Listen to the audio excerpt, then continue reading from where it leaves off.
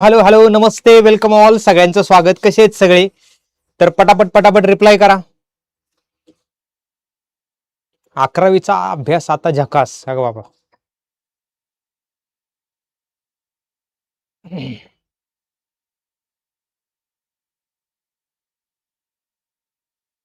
Yes, पटापट सगळ्यांनी reply करा मला की कसे आहेत सगळे आणि आवाज ऑडिओ व्हिडिओ सगळं स्क्रीन वगैरे क्लिअर आहे का आणि तुम्हाला काही अडचणी येतात आहे का किंवा सगळं क्लिअर असेल तर एकदा रिप्लाय करा म्हणजे पुढे जायला.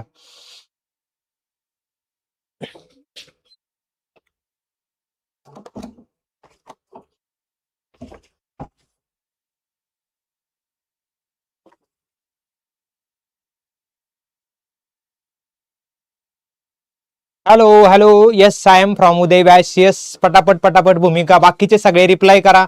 मला सगळ्यांचे रिप्लाय तरी येऊ द्या की काय चाललेलं आहे काय नाही काय काय काय. तर सगळं ऑडिओ व्हिडिओ क्लिअर आहे का, मी व्यवस्थित दिसतोय का, या मॅरेथॉन मध्ये आपण काय काय पाहायचं आहे काय काय नाही, जरा तुमच्या अपेक्षा सांगा कशा आहेत काय आहेत. तर थोडंसं पटापट पटापट रिप्लाय केलं म्हणजे आपल्याला पुढे जाता येईल. तुम्ही कसे आहात सगळे, ऍटलिस्ट तुम्ही कसे आहात हे तर सांगा मला.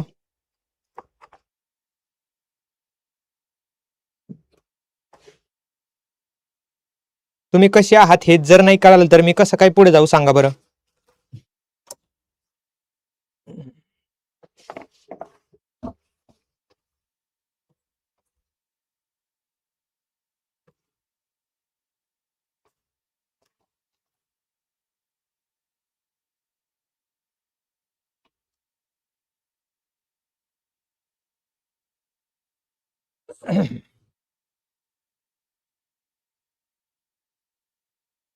चलो. हा हा नाही नाही कोणीच नाही. बघा, आजच्या भागामध्ये आपल्याला फार सुंदर पद्धतीने पुढे जायचं आहे. तुमच्यापैकी बरेच जण जे आपल्या बॅचेसला आहेत त्या बॅचेसमध्ये आपण सगळे क्वेश्चन आणि अँसर्स जे आहेत ते क्वेश्चन आणि अँसर्स तर आपण घेतच असतो, म्हणजे त्यात काही डाऊट नाही. पण आपण जर विचार केला तर पर्टिक्युलरली एखाद्या कवितेचं रसग्रहण कसं करायचं, स्वतःचं मत म्हणजे स्वमत कसं मांडायचं, किंवा वन लाईनर प्रश्नांची उत्तरं कशी लिहायची, ह्या सगळ्या गोष्टींची अनेकदा आपल्याला अडचण असते. मग त्याच पद्धतीने आपण आज जे आहे ते आपल्या या सेशनला सुरुवात करत आहोत. तत्पूर्वी आपण काय पाहणार आहोत की आपल्या क्लासमध्ये तुम्हाला बऱ्याचदा फ्री नोट्स डाउनलोड करायचा ऑप्शन असतो. तर तो फ्री नोट्स डाउनलोड करायचा ऑप्शन अशा प्रकारे आहे. ऍप डाउनलोड केलं की OTP ने साइन इन करा, बॅच नेम सर्च करा आणि फ्री क्लास नोट्स जे आहेत ते तुम्ही डाउनलोड करू शकता. चला पटापट पटापट आपल्याला पुढे जायचं आहे. आता पुढे जाताना आपण जर पाहिलं,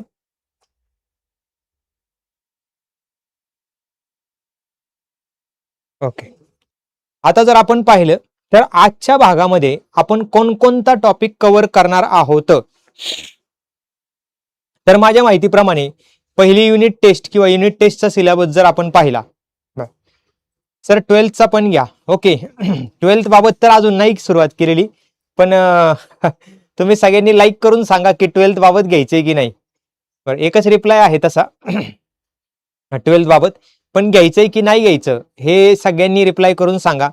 आणि बाकीच्या 11वीच्या विद्यार्थ्यांनी पटापट रिप्लाय करा. 11वीचे जेवढे सगळे विद्यार्थी असतील त्या सगळ्यांनी रिप्लाय करायचा आहे की माझा आवाज ऑडिओ व्हिडिओ सगळे क्लिअर आहे म्हणून.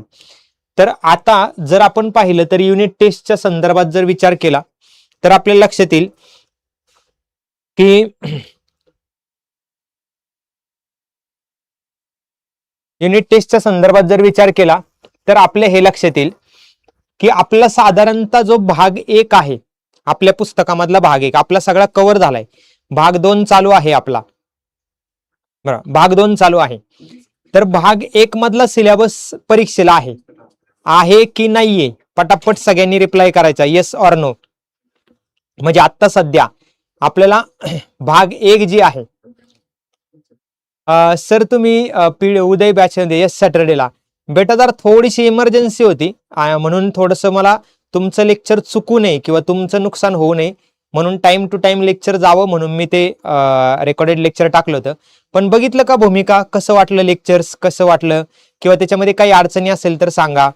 तसं ती संत ज्ञानेश्वर माऊलींची कविता होती ऐसी अक्षरे रसिके मिळविन, माझ्या मराठाची बोल कौतुके, परी अमृता तेही पैजा जिंके. अशा प्रकारची कविता होती. तर कशी वाटली ते पण सांगा मला. आणि आजच्या भागामध्ये आपण प्रयत्न करणार आहोत की आपला युनिट जो 1 आहे, सगळा भाग 1 जो आहे तो कव्हर झाला पाहिजे. युनिट 1 म्हणजे भाग 1 कव्हर झाला पाहिजे. झाला का नाही पाहिजे? चला रिप्लाय करा. चला रिप्लाय करा पटापट पटापट. झाला पाहिजे ना. महाराष्ट्र परभणी पण सर तुम्ही कस्टमर धन्यवाद वैभव. वैभव कमेंट बॉक्स मध्ये नक्की टाका बाळा ही कमेंट की 12वीचं घ्यायचंय. मग टीमला विचारून मी त्या संदर्भात निर्णय घेईल. म्हणजे त्या संदर्भात आपण प्रयत्न करू की जास्तीत जास्त सिलेबस आपण कव्हर करता येईल आपल्याला.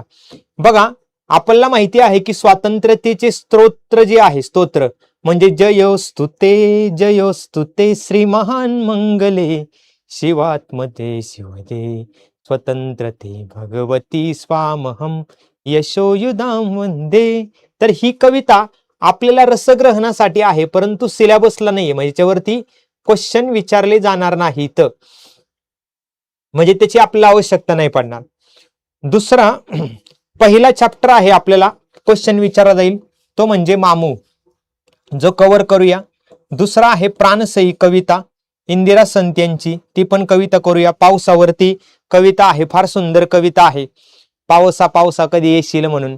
हाय हॅलो, कुठून आहात सगळे? पटापट रिप्लाय करा. जिल्हा, तालुका, लातूर, नांदेड सगळे. ओके 11वीचा आहे, स्टँडर्ड 11वी बाळा, बरं क्लास 11. मग तिसरा पाठ आहे अशी पुस्तकं ज्यामध्ये आपल्याला निर्मल कुमार फडकुले यांनी पुस्तकांविषयीचं महत्व सांगितलेलं आहे. म्हणजे पुस्तकं जी आहेत ती कशी असली पाहिजेत, पुस्तकाविषयीचं महत्व जे आहे ते आपल्याला कळालं पाहिजे. यस सातारा कधून कुठे? समीक्षा नांदेड मधी कुठे? ओके. अजून बाकीचे कुठेच नाही का? कुठलेच नाही का? पटापट रिप्लाय करा. संभाजीनगर. Yes okay. मग चौथा पुन्हा आपल्याला कवितेचा पार्ट आहे झाडांच्या मनात जाऊ. अशा प्रकारे कविता पाहणार आहोत नलेश पाटील यांची. मग पाचवा आहे परिमळ प्रके आत्रे यांनी जी बहिणाबाई चौधरी यांची कविता आहे. बहिणाबाई चौधरी यांच्या कवितेच्या बाबत जी काही धडा लिहिलेला आहे तो आपण पाहणार आहोत. आणि आपल्या सगळ्यांच्या आवडतीची कविता आहे दवात आलीस भल्या पहाटे शुक्राच्या तोऱ्यात एकदा. आली का नाही? आठवली का नाही कविता? उदयवाले रिप्लाय करा. तर हे सगळं प्रयत्न करूया की सगळं कव्हर होईल फास्ट मध्ये.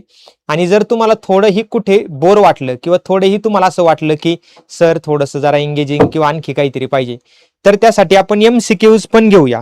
म्हणजे MCQच्या माध्यमातून सुद्धा आपण कव्हर करण्याचा प्रयत्न करू. म्हणजे तुम्हाला अतिशय आल्हाददायक म्हणजे शांत रिलॅक्सिंग वाटेल सगळं आणि तुम्हाला मजा पण येईल त्याच्यामध्ये. क्लिअर असेल तर आपण हा सिलेबस जो आहे तो सगळा सुरुवात करायची का? यस रिप्लाय करा. सगळ्यांनी रिप्लाय केला पाहिजे. Yes yes. कौन कहां से है दिखाओ.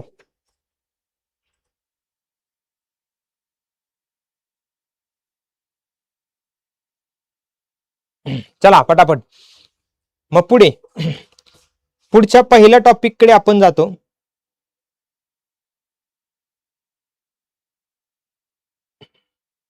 बघा पहिलीच कविता आहे आपली ती म्हणजे कुठली? दवात आलीस भल्या पहाटे. जे इम्पॉर्टंट आहे त्याच्याकडे आपण वळूया. दवात आलीस भल्या पहाटे. आली का दवात भल्या पहाटे? सांगा कोणाकोणाची मैत्रीण आली भल्या पहाटे दवामध्ये?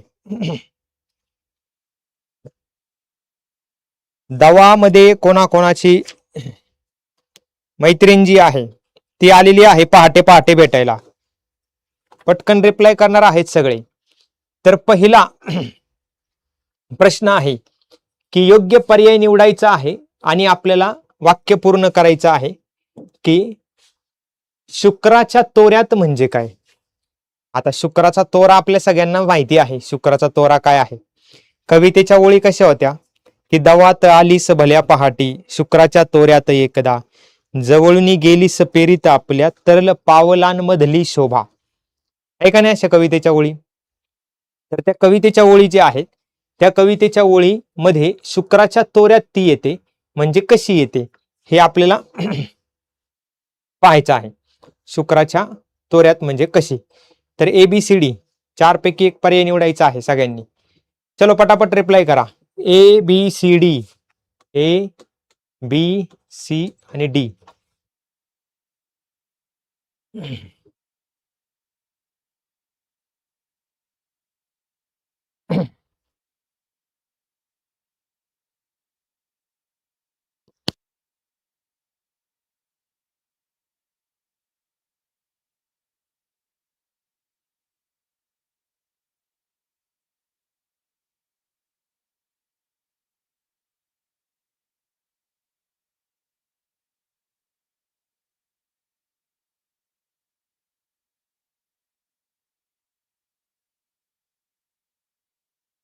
ओके.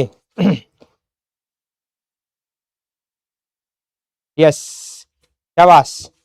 शुक्राच्या बघूया कोणी कोणी दिले. अरे 3च उत्तर बरोबर आहेत, बाकीचे काय करतात ते, कुठे गेले सगळे? बाकीचे काय करतात ते, फक्त 3च उत्तर बरोबर दिसतात ते. सबमिट का नाही झाली? बर, तर दवात आलीस भल्या पहाटे, शुक्राच्या तोऱ्यात एकदा, जवळून गेलीस पेरीत आपुल्या, तरल पावला मधली शोभा. मग आता पुढे काय, हिरवे धागे म्हणजे काय? हिरवे धागे, यस. प्रश्न क्रमांक 2, हिरव्या रंगाचे सूत. हिरवे धागे म्हणजे काय? हिरवे धागे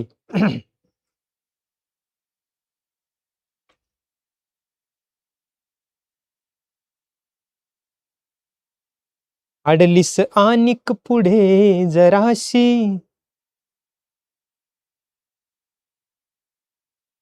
हसलीस मागे मागे वळूनी पाहणे, विसरलीस का, विसरलीस का हिरवे धागे. आहे का नाही सुंदर?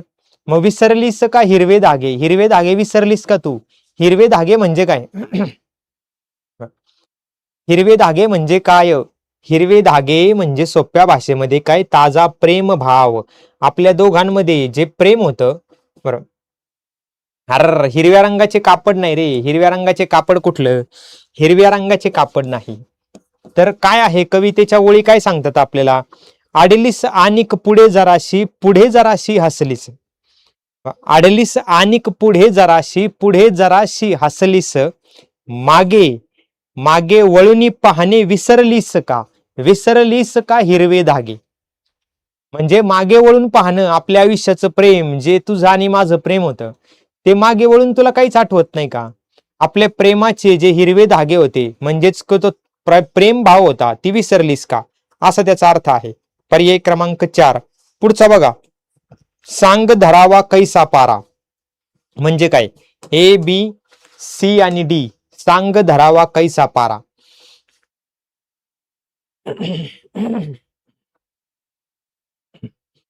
चलो, सांग धरावा कैसा पारा.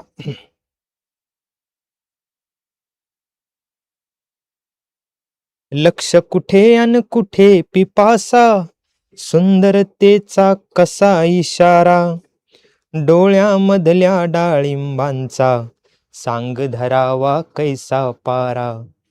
कोणीच रिप्लाय नाही का करते? रिप्लाय करा पटापट पटापट. ओके, नसेल रिप्लाय करत तुम्ही तर मला मग ते डायरेक्टली उत्तर घ्यावे लागेल. तर काय आहे, तर बघा, कैसा पारा म्हणजे काय? पारा म्हणजे, पाऱ्याला तुम्ही हातात पकडू शकता का? नाही पकडू शकत. मग जसं प्रेम आहे ना, ते प्रेम हातात पकडू शकता का? तर नाही पकडू शकत. तर त्याचं असं म्हणणं आहे की बाबा, प्रियकराचं असं म्हणणं आहे, कुठे लक्ष आहे तुझं, तुझा सुंदरतेचा कुठला इशारा देते, डोळ्यामधलं जे सौंदर्य आहे तुझं, ते डोळ्यातलं सौंदर्य कसं आहे, तर ते डोळ्यातलं सौंदर्य माझ्या हातात मिटत नाहीये, हातात बसत नाहीये, तर पाण्यासारखा निसटणारा अनुभव आहे. म्हणजे पाण्यासारखं ते हातातून सटकून चाललेलं आहे. आभ्रांच्या शोभेत एकदा म्हणजे काय? आभ्र म्हणजे ढग, आभ्र म्हणजे ढग किंवा नभ, नभ किंवा ढग. मग आकाशात बघा, अल्पकाळ शोभून दिसणाऱ्या ढगांप्रमाणे. आभ्रांच्या शोभेत म्हणजे काय? जसं स्पष्ट सांगितलेलं आहे की दवात आलीस भल्या पहाटे आभ्रांच्या शोभेत एकदा, जवळून गेलीस पेरीत आपल्या मंद पावलांमधली शोभा. म्हणजे सोप्या भाषेमध्ये तू आकाशात जसं अल्पकाळ शोभून दिसणारे ढग असतात त्या ढगांप्रमाणे अल्पकाळ थोड्या काळासाठी आयुष्यात आलीस आणि आयुष्याला सुंदर बनवून गेलीस. आता पुढचा प्रश्न क्रमांक 2 डिटेल्ड आन्सर आहे. प्रियसीच्या दृष्टी भेटीनंतर प्रियसीची कवीच्या मनात निर्माण झालेले प्रश्न निवडा. पटापट पटापट सांगा. काय प्रश्न आले होते मनामध्ये?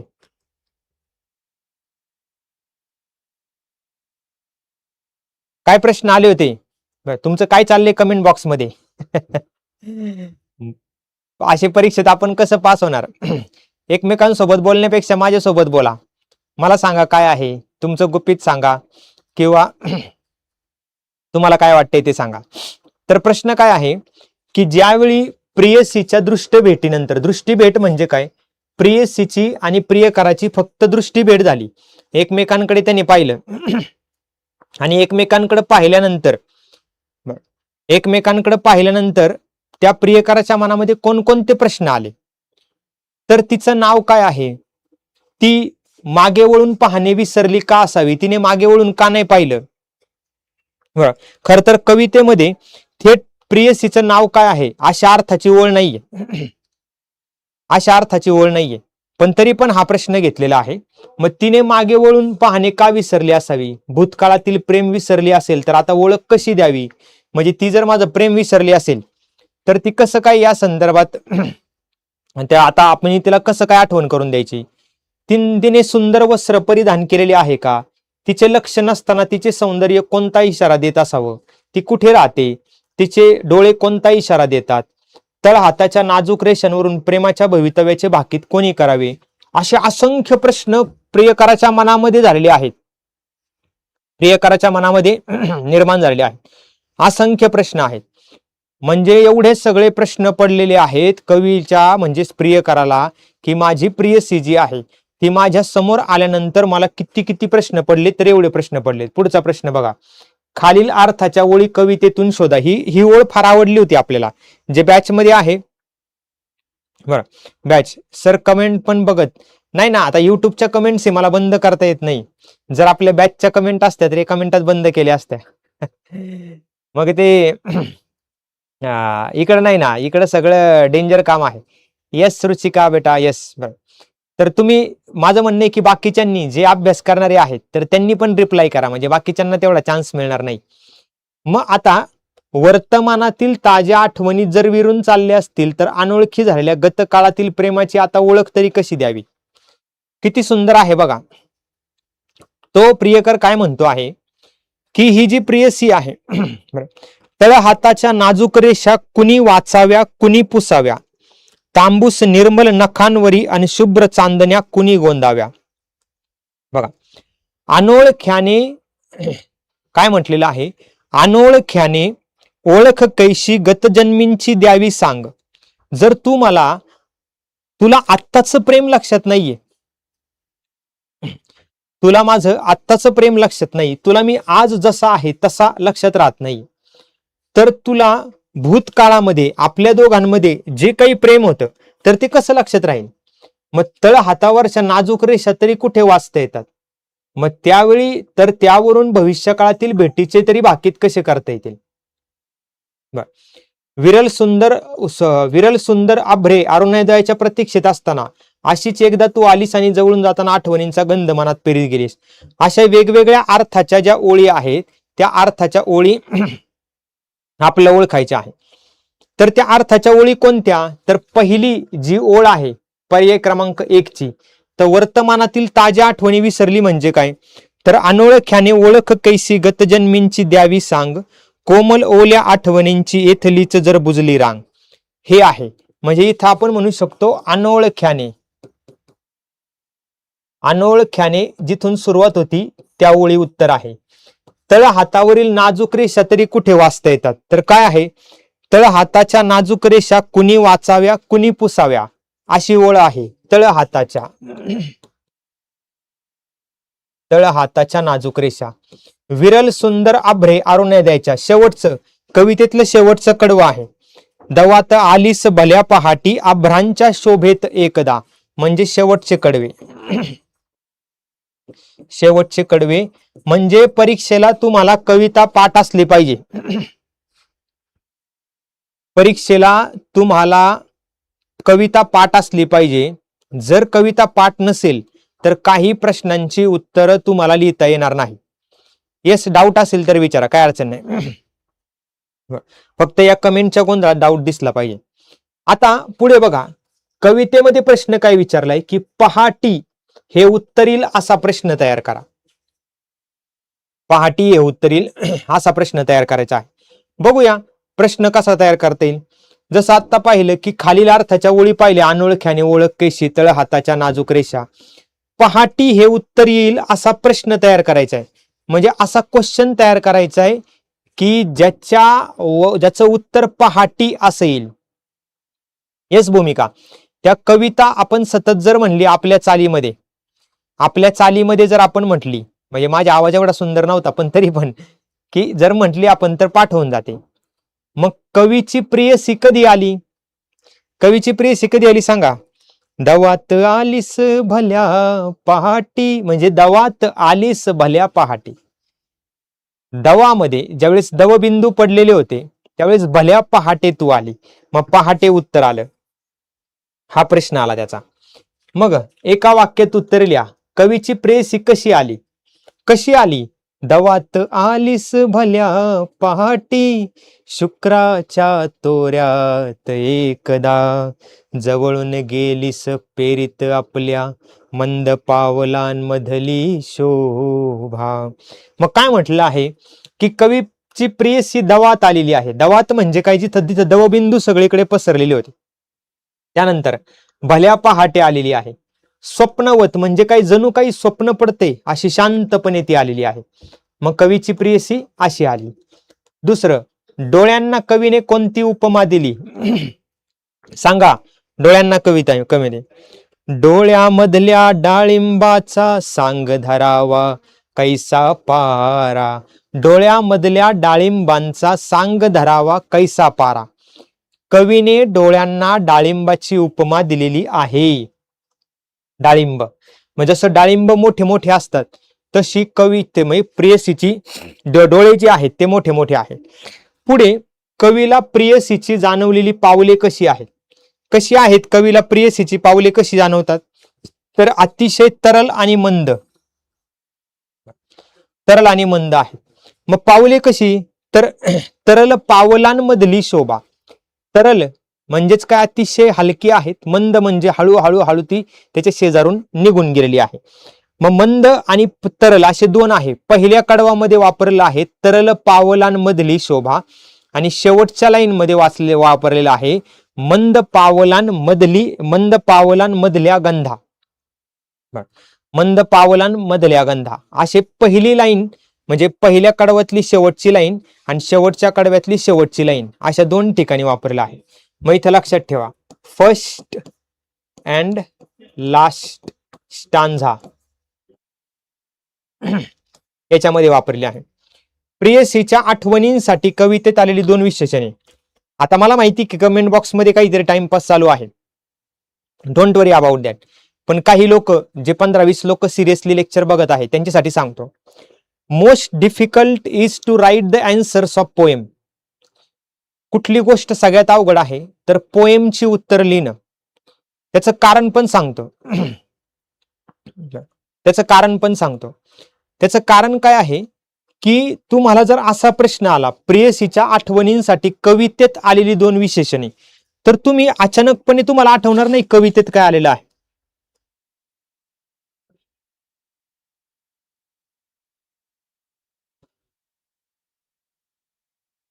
अचानक तुम्हाला आठवणार नाही की कवितेत काय आलेलं आहे. कविता पाठ पाहिजे यासाठी.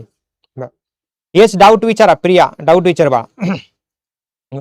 मग कवितेत काय विचारले? कवितेत प्रेयसीला कोमल आणि ओल्या बरोबर दोन विशेषण अशी वापरलेली आहे.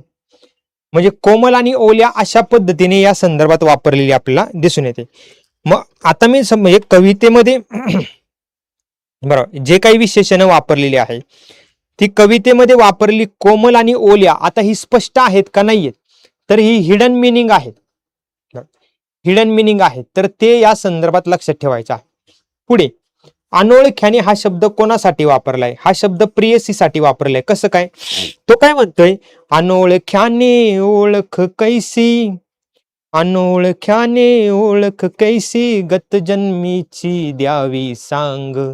अनोळख्याने ओळख कैसी, गत जन्मीची द्यावी सांग. कोमल ओल्या आठवणींची येथल्याच जर पुसली रांग. जर ओल्या आठवणींची इथलीच रांग पुसलेली असेल तर जुन्या आठवणींचा तर विषयच नाही राहिला. खतम हो गया, खतम, टाटा बाय बाय. बरोबर का नाही? मग त्यामुळे हा प्रश्न जरा थोडासा कठीण आहे जरी वाटत असेल तरी. आता बघा, कवितेचा विषय आहे प्रेम, आठवण आणि विरह. प्रियसीच्या भेटीच्या आठवणी कवितेची मध्यवर्ती कल्पना आहे. प्रेमातील आतुरता आहे. कवितेतील तुम्हाला आवडणारे शब्द मग तुम्ही कुठलेही लिहू शकता. दवात आलीस, हिरवे धागे, डोळ्यामधले डाळिंब, मंद पावले, गंध. आणि कवितेचा छंद मुक्त छंद आहे. मुक्त छंद म्हणजे काय? मुक्त छंद म्हणजे आपल्या सगळ्यांनाच माहिती आहे की त्याच्यामध्ये की साधारणतः एक प्रकारे लय असतो, छंद असतो. कविता म्हणताना त्याचं सौंदर्य असते. आता येऊया मोस्ट डिफिकल्ट क्वेश्चन कडे, आणि सगळ्यांनी आपल्या जे विद्यार्थी सिरियस आहेत त्यांनी रिप्लाय करा. तुम्हाला बऱ्याच जणांना अडचण काय येते? सर कवितेचं काव्य सौंदर्य हा एक प्रश्न, दुसरा आहे अभिव्यक्ती हा एक प्रश्न, आणि तिसरा आहे रसग्रहण हा एक प्रश्न आहे का नाही? बरोबर आहे का? समजलं का? हे तीन प्रश्न सगळ्यात जास्त त्रास देतात. पहिला आहे तो म्हणजे काव्य सौंदर्य. काव्य सौंदर्य म्हणजे काय? कवितेच्या काही ओळी दिल्या जातील, कवितेच्या काही ओळी दिल्या जातील आणि काही ओळी देऊन तुम्हाला हे सांगितलं जाईल की कविता जी आहे त्या कवितेचं, त्या ओळींचा अर्थ लिहा. मग डोळ्यामधल्या डाळिंबांचा सांग धरावा कैसा पारा. मग काव्य पंक्तींचा तुम्हाला समजलेला अर्थ. आता प्रश्न काय इथं आहे की हा शब्द फार महत्वाचा आहे. तुम्हाला समजलेला अर्थ लिहायचा आहे, तुम्हाला समजलेला. मग तुम्हाला समजलेला म्हणजे काही पण लिहायचा का? नाही, काही पण लिहायचा असा अर्थ होत नाही. हे बाकी बारीकाईने लक्षात ठेवा.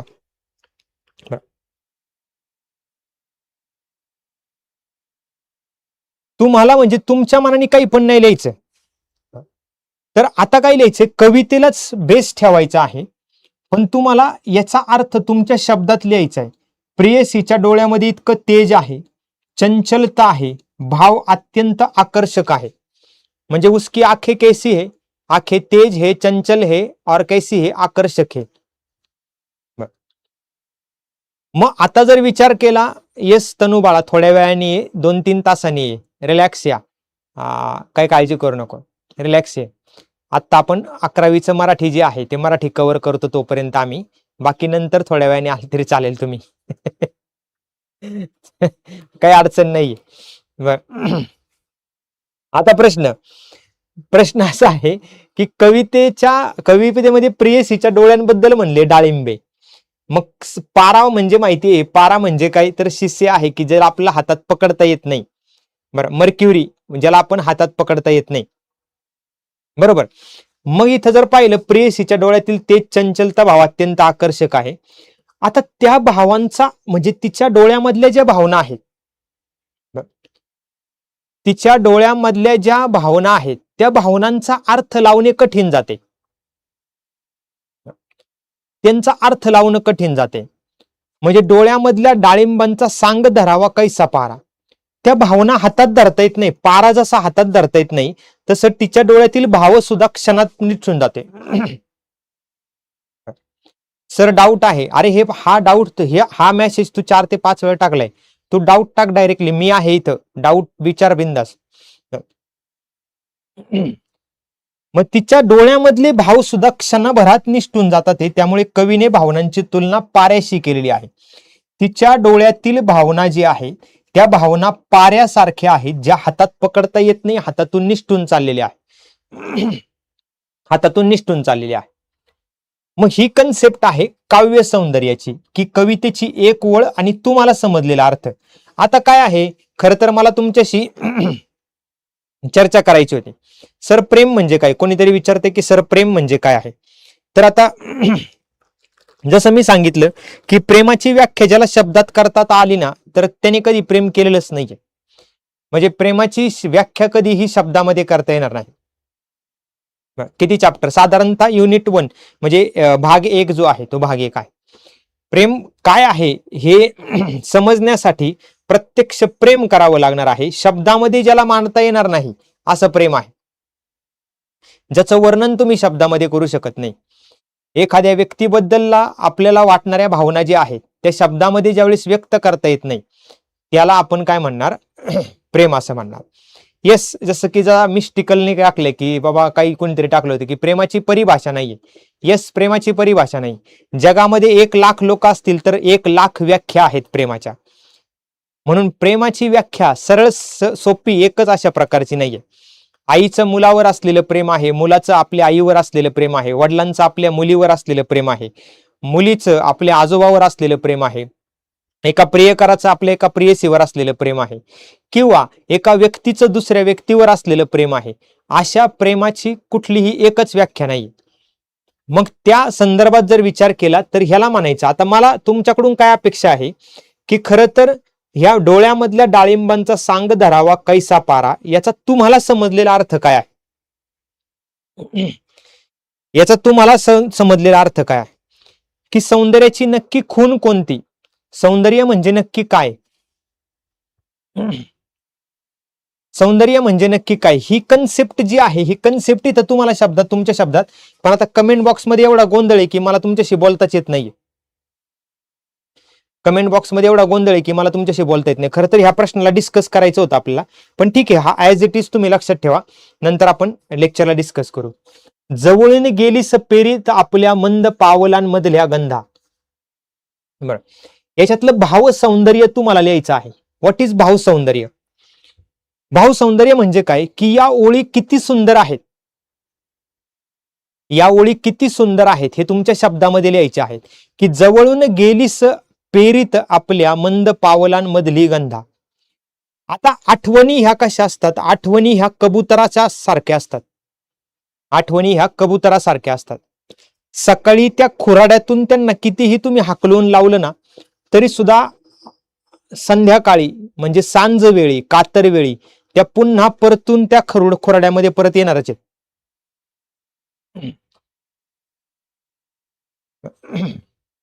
तर त्या पुन्हा येणारच आहे.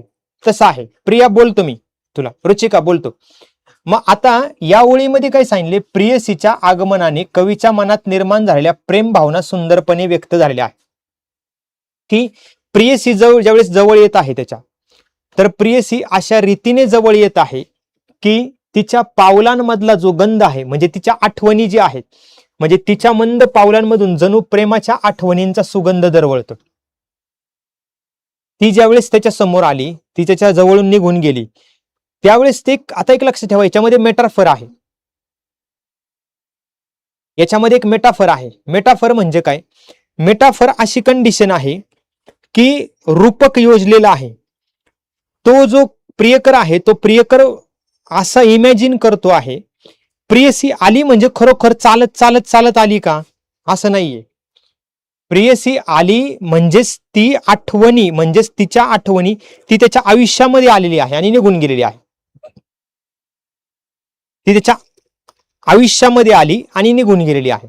आलं लक्षात? मग आता तर ती निघून गेल्यानंतर ती मंद मंद पावलांनी हळूहळू त्याच्या आयुष्यातून ज्यावेळेस निघून गेली त्यावेळेस राहिल्या फक्त तिच्या आठवणी. मग ती निघून गेल्यानंतर सुद्धा कवीच्या मनामध्ये तिच्या आठवणी कायम आहेत. म्हणून त्यामुळे कवीच्या ओळीमध्ये प्रेम, आठवण, विरह हे तीनही भावना आहेत. म्हणजे प्रेम पण आहे की प्रेयसीविषयीचं, त्यानंतर आठवण पण आहे की मंद पावलांमधली गंध, आणि विरह म्हणजे वाईट पण वाटते की ती आपल्या आयुष्यामधून निघून गेलेली आहे.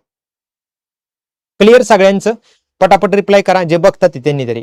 आता अभिव्यक्ती, अभिव्यक्ती म्हणजे काय, स्वतःचे मत जे आहे, स्वतःचे मत व्यक्त करायचे आहे. प्रस्तुत प्रेम कवितेने तुम्हाला जाणवलेले वेगळेपण स्पष्ट करा. आता लक्षात ठेवा, बरीच लोक काय करतात, गाईड घेतात, गाईड घ्यायचं, ते उत्तर पाठ करायचं,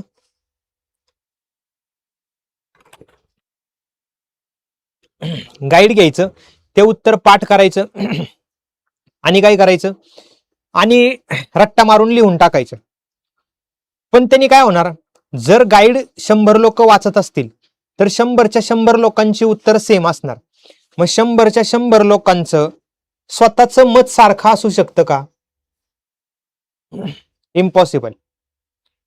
इट इज इम्पॉसिबल. स्वतःचं मत सारखं असू शकत नाही. नाही सर, पाठ केल्याने काही होत नाही. येस, शाबास बेटा, भूमिका. हेच माझं म्हणणं आहे की तुम्हाला काही वेगळे पण जाणं स्पष्ट दिले बघा ना कवितेमध्ये, की तुम्हाला जाणवलेलं वेगळं पण आहे. म्हणजे गाईडला जाणवलेलं, म्हणजे नवनीतला किंवा पुस्तकांना जाणवलेलं नाही. तुम्हाला काय वाटते की ही कविता जी पारंपरिक कविता आहे, पारंपरिक कविता म्हणजे कशी, की ज्या परंपरेने आलेल्या प्रेमाच्या कविता आहेत त्याच्यापेक्षा थोडीशी वेगळी आहे. इथं ना सगळा गोंधळ आहे, प्रेमाचा गोंधळ पण आहे, उत्कटता पण आहे, संवाद नाहीये. म्हणजे गोंधळ, उत्कटता, संवाद नसून प्रेमातील कोमल आठवणी आहे. म्हणजे ही कविता मोर ऑर लेस प्रेमाची आठवण, विरह, आतुरता या या अँगलने चाललेली आहे. मनातील सूक्ष्म भावना याच्यामध्ये व्यक्त झालेल्या आहे. तुम्हाला माहिती का, मी एकदा लेक्चरला असं म्हटलं होतं की या कवितेचा मला खूप वेगळा अर्थ समजतोय. या कवितेचा वेगळा खूप अर्थ, तर मला माहितीच नाही ना ऍक्च्युली, मला आता अंदाजच येत नाही, कारण कमेंट बॉक्समध्ये एवढी गडबड चालू आहे ना की तुमच्याशी मला कनेक्टच होता येत नाही. थोडासा युट्यूबचा हा प्रॉब्लेम आहे, काय काळजी करू नका. पण तुम्हाला मी सांगतो की मी तुम्हाला म्हटलं होतं की ह्याच्यातून ना मला एक वेगळा अर्थ कळतोय, तर तो मी आज तुम्हाला सांगतो कसा आहे. अभिव्यक्ती आहे ना, स्वतःचं मत मांडायचं आहे बघा.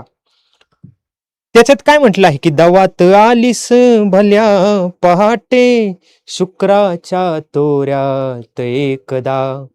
काय म्हटलं होतं, दवात आलीस भल्या पहाटे, शुक्राच्या तोऱ्यात एकदा.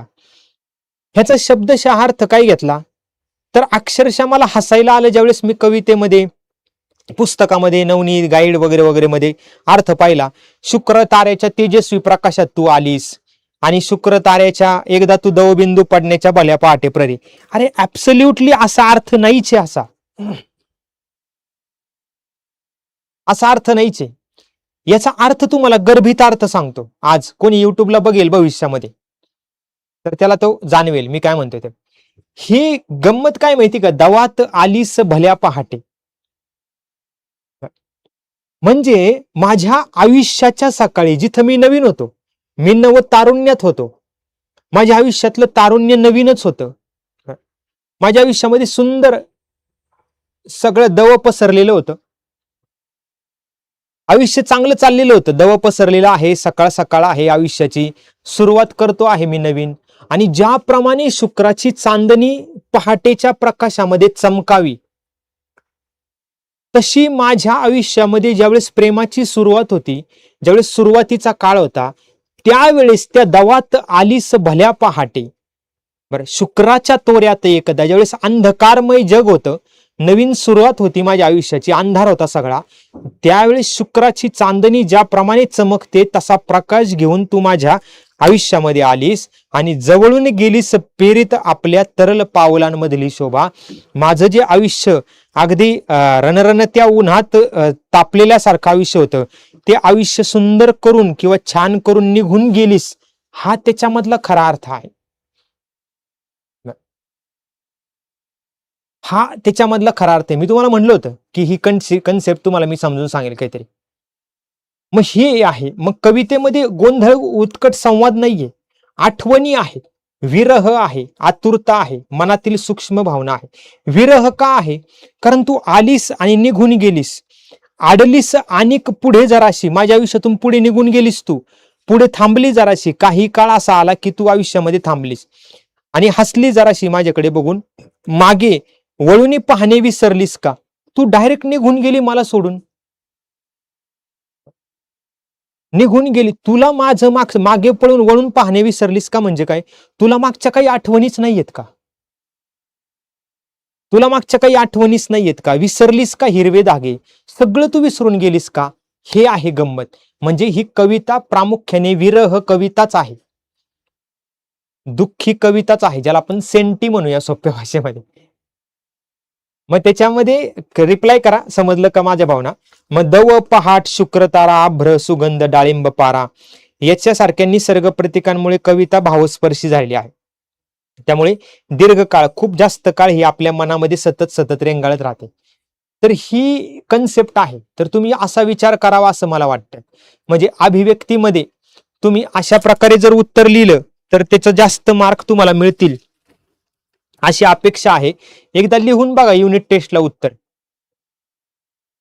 एकदा लिहून बघा. समजलं ना? क्लिअर? युनिट टेस्टला असं उत्तर लिहून बघा, तुम्हाला कसं वाटेल, कसं म्हणजे काय लक्षात येते ते. म्हणजे अर्थातच हे माझं मत आहे, तुम्ही पण तुमचं सांगू शकता. येस, दवात आलीस भल्या पहाटे हे स्वमत झालं अभिव्यक्ती. सगळ्यात इम्पॉर्टंट सेक्शन असतो तो म्हणजे कवितेचं रसग्रहण कसं करावं. बऱ्याच जणांना अडचण येते.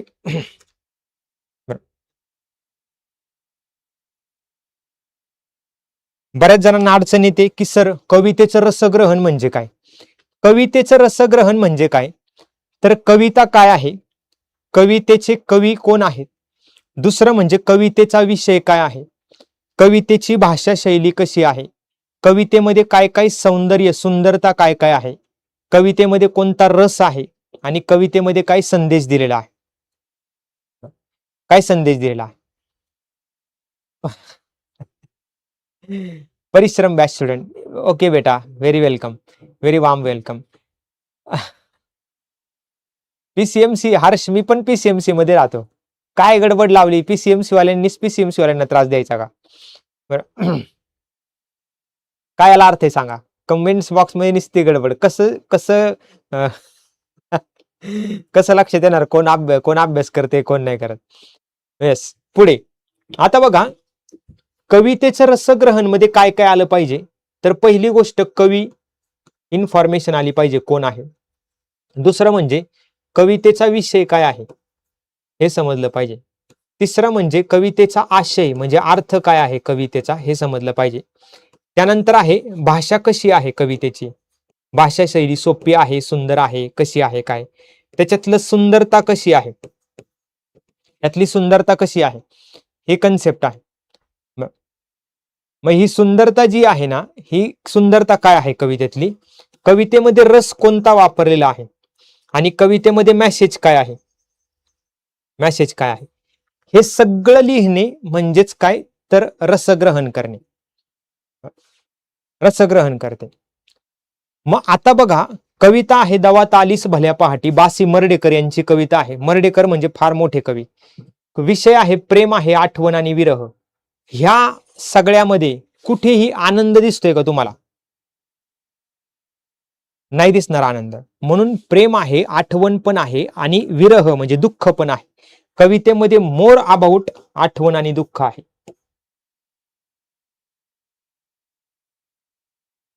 आठवण आणि दुःख जास्त आहे. त्यानंतर आशय काय आहे, प्रेयसीच्या स्वप्नवत भेटीची आठवण आहे. आता शब्दशः अर्थ पाहिला भूमिका. आता भूमिका म्हणजे काय, जे आता लेक्चर बघतात त्यांचीच नावं घेतो फक्त. अजून कोण बघत होतं? बरं, की आता एकच लक्षात राहिले, प्रिया असेल आय थिंक. बरं, की बरोबर, की आपण काय पाहिलं कवितेचा अर्थ, कवितेचा अर्थ पाहिलं की ती खरोखर त्याला भेटायला आलेली आहे. नाही, तसं नाहीये, हे स्वप्नवत आहे सगळं. हे स्वप्न, त्याचं स्वप्न आहे हे सगळं. मग त्यामुळे कवीच्या म्हणजे प्रेयसीच्या भेटीची स्वप्नवत आठवण आहे, तिच्या सौंदर्याचे चित्रण आहे आणि मनात निर्माण झालेल्या कोमल भावना यांचं प्रभावी वर्णन म्हणजे आशय आहे. कवितेचा आशय, कवितेचा गाभा, कवितेचा गाभा आहे. मग काव्य सौंदर्य म्हणजे काय? ते काव्य सौंदर्य म्हणजे काय? काव्य सौंदर्याचा अर्थ होतो की कवितेमध्ये सुंदर जागा कुठे कुठे आहेत, भाषा कशी आहे, साधी आहे, लयबद्ध. लयबद्ध म्हणजे त्यामध्ये एक चाल आहे, भावपूर्ण काव्यमय आहे. मग काव्य सौंदर्य का, दव पहाट शुक्रतारा भरे डाळिंब पारा सुगंध, अशा निसर्ग प्रतिमा, निसर्ग म्हणजे काय, नेचरचे प्रतिमा वापरली आहे, नेचरच्या प्रतिमा इथं वापरल्या आहे. आणि उपमा याच्यामुळे कविता जास्त आकर्षक म्हणजे अट्रॅक्टिव्ह झाली. रस आहे, शृंगार रस आहे. आता नेहमी लक्षात ठेवा, शृंगार म्हणजे काय, शृंगार म्हणजे प्रेम. जिथं जिथं कवितेमध्ये प्रेम, प्रेमाच्या भावना, विरह, आठवणी असतो तिथं शृंगार रस असतो. काव्याचे 9 रस आहेत. शृंगार रस आहे, हास्य रस आहे, शांत रस आहे, करुण रस आहे. अशा प्रकारे आहे. मग विरहाची भावना आहे म्हणून शृंगार रस आहे. आणि कवितेमधून मेसेज काय मिळतोय की प्रेमातील आठवणी, भावना, नाती जपली पाहिजेत, कारण त्यांचा सुगंध आयुष्यभर मनामध्ये दरवळत राहतो. आणि कुठेही अतिरेक नाहीये, कुठेही आक्रमकता नाहीये की उद्ध्वस्तता नाही, मी सगळं संपवून टाकेल, नाहीये. तर अशा प्रकारे दावात आलीस भल्या पहाटे. आता अशी पुस्तके या चॅप्टरकडे वळूया. पटापट एकदा रिप्लाय करा, इथपर्यंत आले का?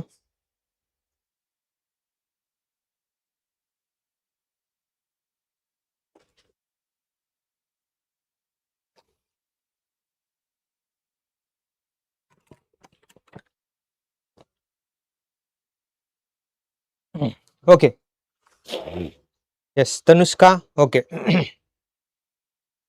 Clear, yes. प्रिया, क्लिअर. भूमिका, ओके. पुढे अशी पुस्तके. आता आपल्याला बघा काय विचारले, तुलना करायची आहे. पुस्तक रूपी मित्र कसा असतो आणि मानव रूपी, हे खूप सोपं आहे, कारण हे आपण लेक्चरला पण पाहिलेलं आहे. मनुष्य बदलतो, मनुष्य बदलतो, पुस्तकं बदलतात का सांगा बरं? नाही, पुस्तकं नाही बदलत. पुस्तकं धोका देत नाही, मनुष्य धोका देऊ शकतो, पण पुस्तकं धोका देतात का? नाही. पुस्तकं आयुष्यभर सोबत करतात. पुस्तकं नेहमी सुगंधाप्रमाणे असतात, कधीही विश्वासघात करत नाहीत. पुस्तक कायम आयुष्यभर तुमच्या सोबत राहणार. पुस्तकं आपल्या जवळचं ज्ञान सर्व मुक्तपणे बहाल करणार, मनुष्य तसा नाही. हे बेसिक आहे. आता पुढचा प्रश्न काय विचारलाय, ग्रंथप्रेमीने पुस्तक देताना केलेल्या सूचना लेखकाला अपमानकारक वाटल्या नाही. आठवते का रे तुम्हाला? ग्रंथप्रेमी काय म्हणला? ग्रंथप्रेमी म्हणला की एक बाबा, मी तुला पुस्तक देतोय, परंतु तू पुस्तकाला फाडायचं नाही किंवा पुस्तकाला नीट सांभाळायचं, असं सांभाळायचं तसं. आता हे होऊन सुद्धा, असं होऊन सुद्धा कवी याला राग का नाही आला? त्याचं कारण ग्रंथप्रेमींचं पुस्तकावरचं प्रेम आणि काळजी लेखकाला समजलेली होती. कारण तुम्ही जर मला सांगितलं लेखक स्वतः पुस्तक प्रेमी आहे, त्यामुळे ग्रंथप्रेमींच्या ज्या भावना आहेत त्या भावना लगेच समजणार. म्हणून मला जर कोणी पुस्तक देताना येस येस रुचिका बाळा, लक्षात राहील काय तिथं नाव दिसतं ना तसं, म्हणून रुचिका, ओके, लक्षात राहील. आता जसं मी तुम्हाला सांगितलं की बाबा, जर मला तुम्ही पुस्तक देत असाल तर मला पुस्तकाची काळजी आहे, मी पुस्तकावर प्रेम करतो, त्यामुळे जर तुम्ही मला पुस्तकाची काळजी घ्यायला लावली तर मला राग नाही येणार. म्हणून लेखकाला पण राग नाही आला, कारण त्याचं पुस्तकावरचं प्रेम, काळजी लेखकाला समजली होती. पुढे प्रत्यक्ष परमेश्वर जरी आला तरी त्याला पुस्तक द्यायचं नाही असा निश्चय केला. का? कारण पूर्वी दिलेली पुस्तके परतच मिळाली नव्हती. म्हणजे मी समजा एखाद्या, आता माझी जवळपास 100 ते 150 पुस्तकं कोणी नेलीत मलाच माहित नाही. मग मी काय करणार आता? मी म्हणणार की बाबा, ज्या वेळेस मला परमेश्वर जरी समोर आला तरी मी त्याला माझी पुस्तकं देणार नाही, कारण नेलेली पुस्तकं परत देत नाहीत लोक. म्हणून सर तुम्ही कृती घेत, हा येस, सगळेच घेतोय, येस रुचिका, सगळेच. खरं तर सगळंच घ्यायचं होतं आपल्याला, पण आता काही पर्याय नाही. मग आता हे झालं, पुस्तके परत मिळत नव्हती म्हणून रसिकतेचा. आता पहिलं पुढचा प्रश्न काय विचारला होता? पुढचा प्रश्न विचारलाय, रसिकतेचा आणि वयाचा संबंध जोडणं हेच अरसिकपणाचं आहे. कारण लेखक नाही का म्हणतो की तुमचं एवढं वय असताना पण तुम्ही वाचन करता का? त्यावेळेस त्याला राग येतो पुढच्या माणसाला. तो म्हणतो वयाचा आणि याचा काय संबंध आहे? रसिकतेचा आणि वयाचा संबंध जोडणं अरसिकपणाचं आहे. कारण चांगल्या साहित्याचा आनंद घेण्यासाठी कुठलंही वय लागत नाही. हॅलो बेटा, चांगल्या साहित्याचा अनुभव घेताना, चांगल्या साहित्याचा रस घेताना कुठल्याही प्रकारचं वय लागत नाही. कोणत्या वयामध्ये तुम्ही घेऊ शकता. क्लिअर? मग हे 3 प्रश्न सोपे होते सगळे. कृती, हेमिंग्वेच्या कादंबरीतून सूचित होणारे अर्थ लिहा. आता मला माहित नाही आता की कोण कोण आहे, कोण कोण सिरियसली पाहते किंवा कशा प्रकारे, पण ज्यावेळेस तुम्ही हे ऑफलाईन लेक्चर पाहाल त्यावेळेस तुम्हाला एक गोष्ट लक्षात येईल, काही गाईडमध्ये किंवा पुस्तकांमध्ये किंवा काही नोट्समध्ये विनाकारण खूप अवघड शब्दांमध्ये उत्तरं दिलेली आहेत. काय गरज एवढी अवघड शब्दांमध्ये? फॉर एक्झाम्पल तुम्हाला सांगतो, हेमिंग्वेच्या पुस्तकातून किंवा हेमिंग्वेच्या कादंबरीमधून प्रकट होणारे जे काही अर्थ आहे, सूचित होणारे अर्थ, त्याच्यामध्ये दिलंय की पुस्तकातल्या ओळी दिल्यात, अति बलाढ्य, निष्ठुर, नीती, दुबळा, महत्वाकांक्षी माणूस, नियती बलाढ्य आहे, विजय मिळवायचाच ही ईर्ष्या आहे, भविष्यात माणूस नियतीवर विजय मिळवेल. नो, असं करायचं नसतं. पुस्तकातले शब्द जर ऍज इट इज उत्तरामध्येच लिहायचे असते तर त्याला रट्टा मारणे म्हणतात. त्याला रट्टा मारणे म्हणतात. तर तसं नाही चालणार. सोप्या भाषेमध्ये सांगतो की हेमिंग्वे म्हणतो, संकटासमोर हार मानू नये. म्हणजे मनुष्याने संकटाला हारायचं नाही. जसं तो वृद्ध म्हातारा आपली नाव घेऊन समुद्रामध्ये जातो पण हार मानत नाही. मग आता yes yes yes, Marathi IMP आहे ना बेटा, मराठी तुम्हाला मार्क्ससाठी गरजेचं आहे. आणि दुसऱ्या बऱ्याचशा गोष्टी आहेत. अर्थात मी मराठी शिकवते म्हणजे मराठी IMP आहे असंच म्हणणार. म्हणूनच तुम्हाला सांगते की लक्षात ठेवायची एवढीच गोष्ट आहे की मराठी किती महत्वाचं आहे हे तुम्हाला आत्ता नाही, काही दिवसानंतर कळेल. मातृभाषा किती महत्वाची. संकटासमोर हार मानू नये म्हणजे काय, तर हेच एक्झॅक्टली पुस्तकामध्ये कोणत्या शब्दामध्ये सांगितले, अतिबलाढ्य, निष्ठुर, नियती आणि दुबळा, महत्वाकांक्षी माणूस यांच्यामध्ये लाखो वर्षापासून युद्ध चालू आहे. मनुष्य हार मारत नाही. तो वृद्ध म्हातारा, त्याला माहिती की मला यश मिळणार नाही, मला महाकाय मासा पकडायचा आहे, तो सापडणार नाही, पण तो रोज जाते, म्हणजे हार मानायची नाही. जिद्दीने सतत संघर्ष करत राहायचा. सोप्या भाषेमध्ये पहिलं हार मानायची नाही, दुसरी संघर्ष करत राहायचं. म्हणजे नियती बलाढ्य आहे पण दुबळ्या माणसामध्ये सुद्धा अदम्य ईर्ष्या आहे, लढण्याची जिद्द आहे. प्रयत्न कधीही सोडू नये. त्या म्हाताऱ्याला अजूनही तो मासा मिळालेला नाहीये, पण तरी सुद्धा विजय मिळवायचाच या ईर्ष्येने माणूस धडपडतो आहे. आणि नियतीवरती तुम्ही कधीही विजय मिळवू शकता. आशावादी राहून पुढे जात राहावे. याला म्हणतात सोपी लँग्वेज, सोपी भाषा. सोपी भाषा. ह्याच्यामध्ये उत्तर लिहा. विनाकारण अवघड भाषेमध्ये उत्तर लिहित बसायचं नाही. त्याच्यामुळे काय होतं की तुमचे मार्क्स, तुम्हाला रट्टा मारणे शक्य नाही. तुम्ही एवढं थोडी मराठीचं पुस्तक पाठ करून बसणार आहे. एक प्रश्न आहे पुढचा, मोस्ट कन्फ्युजिंग क्वेश्चन.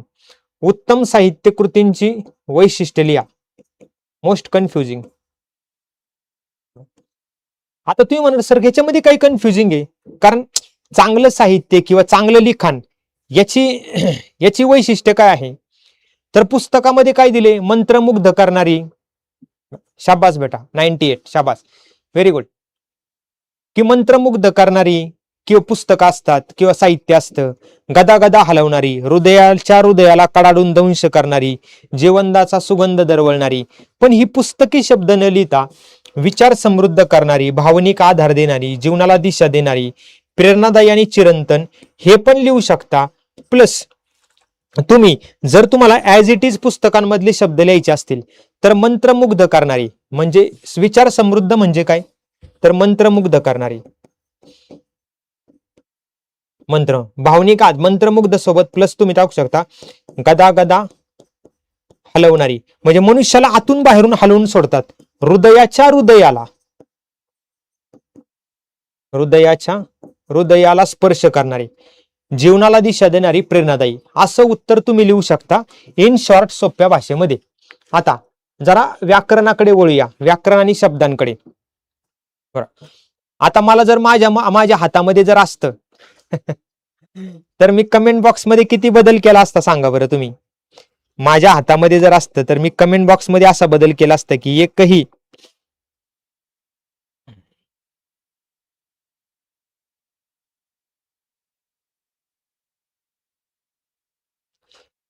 कमेंट वायफळ जाऊ दिली असती का मी, सांगा बरं तुम्ही.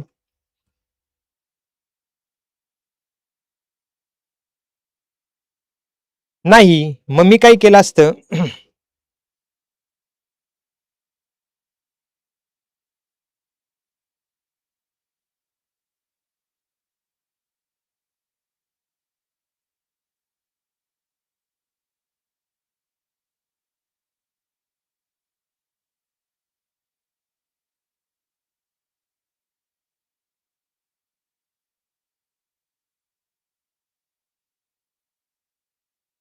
ओके, मी काय केलं असतं मग मग मी सगळ्या गोष्टी ज्या आहेत त्या कंट्रोलमध्ये ठेवल्या असत्या. यालाच काय म्हणतात, याला म्हणतात दुधाने तोंड पोळल्याने ताक फुंकून पेणे. म्हणजे काय, जर एकदा दुधाने तोंड भाजलं, जर एकदा दुधाने तोंड भाजलं तर तुम्ही ताक कसं असतं, ताक एकदम थंड असते.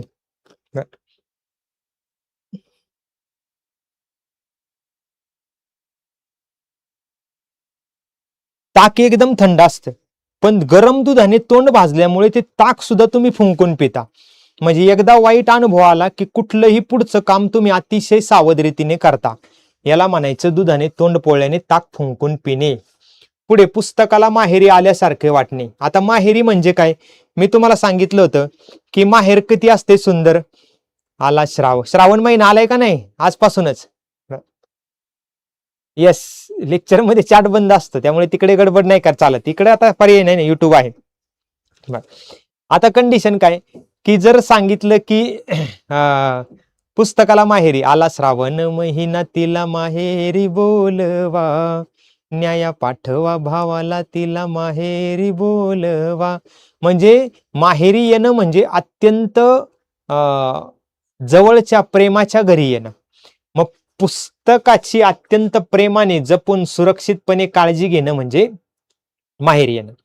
मग व्याकरण काय, चवदार सारखे शब्द लिहा असं विचारले. चवदार, आता चवदार म्हणजे काय, तर दार हा प्रत्यय वापरलेला आहे. याच्यामध्ये दार हा प्रत्यय वापरलेला आहे. दार, आता दार मध्ये काय होतं, याच्यामध्ये इंटेन्सिटी आहे. इंटेन्सिटी आहे, तीव्रता आहे. तीव्रता कसं, चवदार म्हणजे खूप जास्त चव असणे, खूप जास्त चव असणे. गुणदार म्हणजे खूप जास्त गुण असणे. जोमदार म्हणजे खूप जास्त जोम असणे. दमदार म्हणजे खूप जास्त दम असणे. बरोबर का नाही.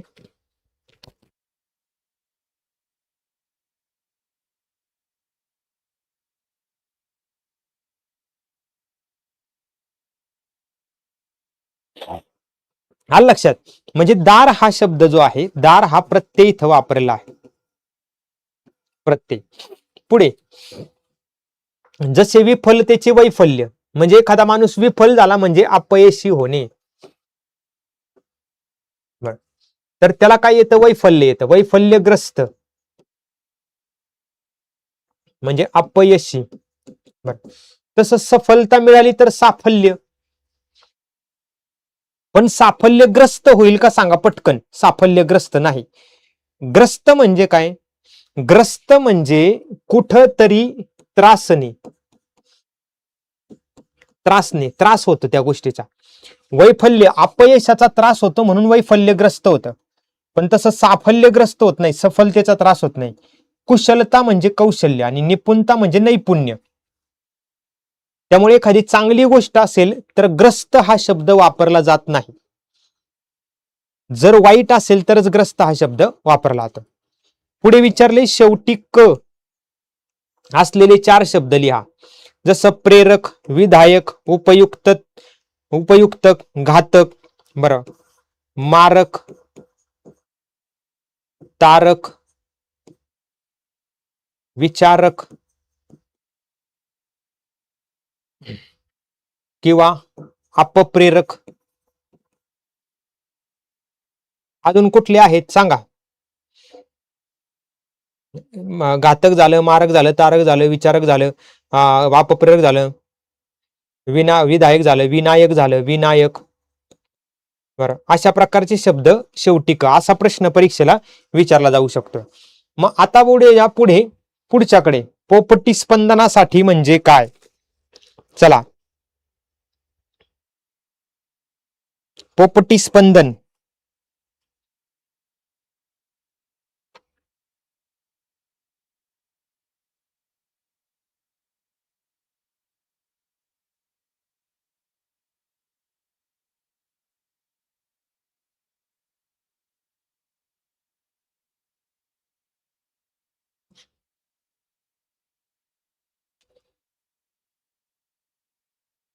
ओके, पोपटी स्पंदनासाठी म्हणजे काय. तर उत्साहाने सळसळण्यासाठी, हे आता फास्ट मध्ये सांगतो थोडस. पोपटी स्पंदनासाठी म्हणजे उत्साहाने सळसळण्यासाठी. आता ही पोपटी स्पंदन ही कन्सेप्ट आहे. बरं,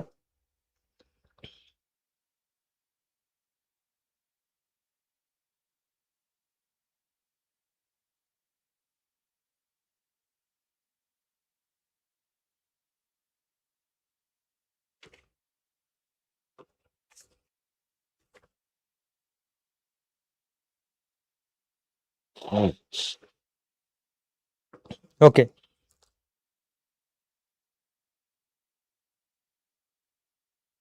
चला पुढे.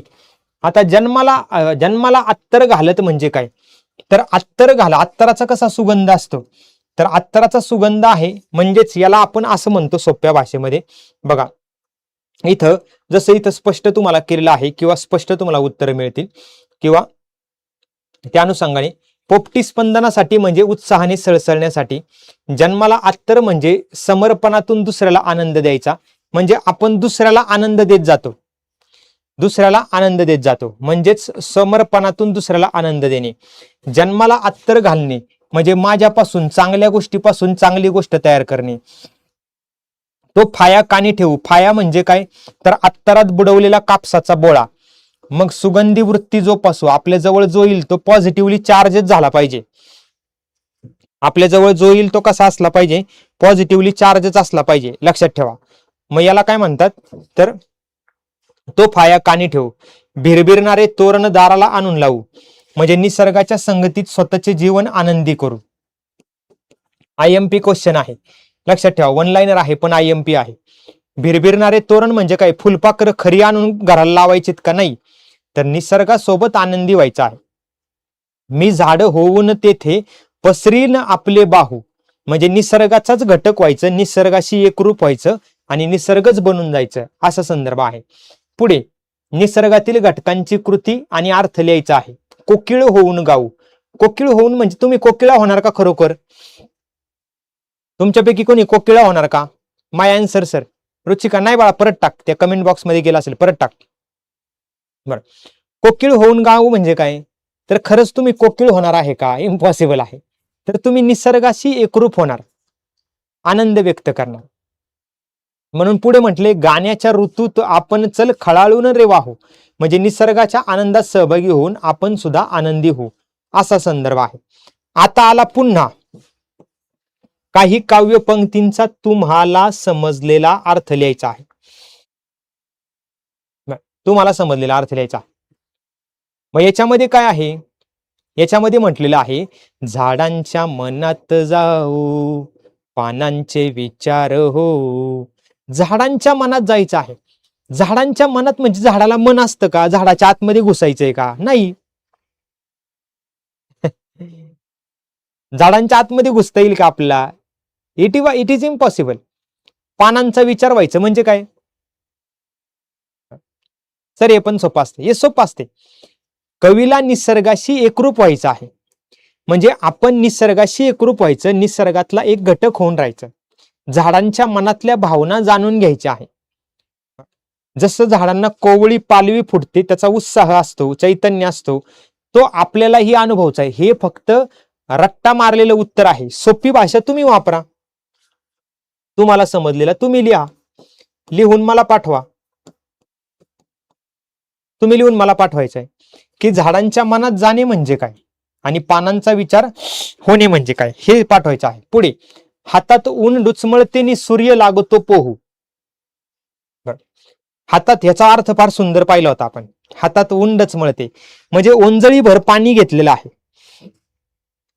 ओंजळीमध्ये पाणी घेतलेलं आहे आणि त्यात आकाश आणि सूर्याचं प्रतिबिंब दिसत आहे आणि त्याला सुंदर असा भास होतो आहे, भास होतोय की जणू काही तो सूर्य पाण्यामध्ये पोहतो आहे. त्यामुळे अद्भुत सौंदर्याचं चित्रण इथं केलेलं आपल्याला दिसून येतं. हे इतकं सुंदर आहे की कन्सेप्ट आहे.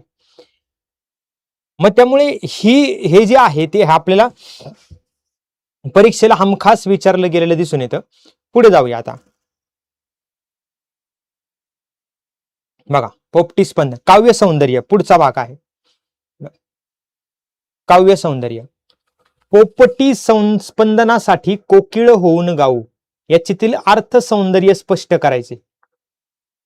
अर्थ सौंदर्य मी नेहमी सांगितलं होतं, पोपटी या शब्दाचा अर्थ पोपट असा घेऊ नका. मग आता अर्थ सौंदर्य म्हटलं, स्पष्ट करा म्हटलं की मग इथं आलं कवी, अर्थ आणि एक्स्ट्रा इन्फॉर्मेशन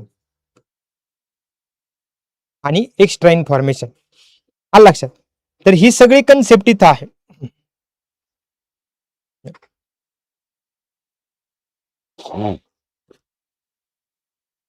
ओके, बघता सिरियसली बघता ते बरेच लोक.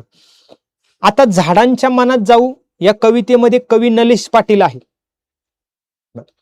आणि त्यांनी काय केले, वसंत ऋतू जो आहे, वसंत ऋतू ज्या ऋतूमध्ये झाडांना पालवी फुटते, ज्या ऋतूमध्ये झाडे बहरतात, ज्या ऋतूमध्ये झाडांना नवीन पालवी फुटते, निसर्ग सौंदर्य येतं, तर त्या ऋतूचं वर्णन. मग झाडांना नवीन पोपटी पालवी, पोपटी म्हणजे पोपटी रंगाची पालवी फुटते, कोकिळ गोड आवाजात गाऊ लागते, त्यामुळे संपूर्ण निसर्ग आनंदाने भरून जातो. समजलं? ही आनंद, निसर्गात सगळीकडे आनंद आहे. मग कवी असं म्हणतोय, निसर्गाचं खरं सौंदर्य जर तुम्हाला अनुभवायचं असेल तर आपणही झाडांशी आणि निसर्गाशी एकरूप व्हायला पाहिजे. जसं झाडांना वसंत ऋतू आल्यामुळे आनंद झालेला आहे, निसर्ग सुंदर झालेला आहे, तसं आपण निसर्गाचा भाग होऊन जाऊ आणि आपणही एकरूप होऊन जाऊ आणि निसर्गाचा आनंद घेऊ आणि निसर्ग किती सुंदर आहे हा अनुभव. आणि हे अनुभवण्यासाठी काय आहे, आपण कोकिळ व्हायचं, कोकिळ होऊन गायचं. म्हणजे उपमा दिलेली आहे, कोकिळीच्या गाण्यातून आपण स्वतःला एक्सप्रेस करायचं आहे.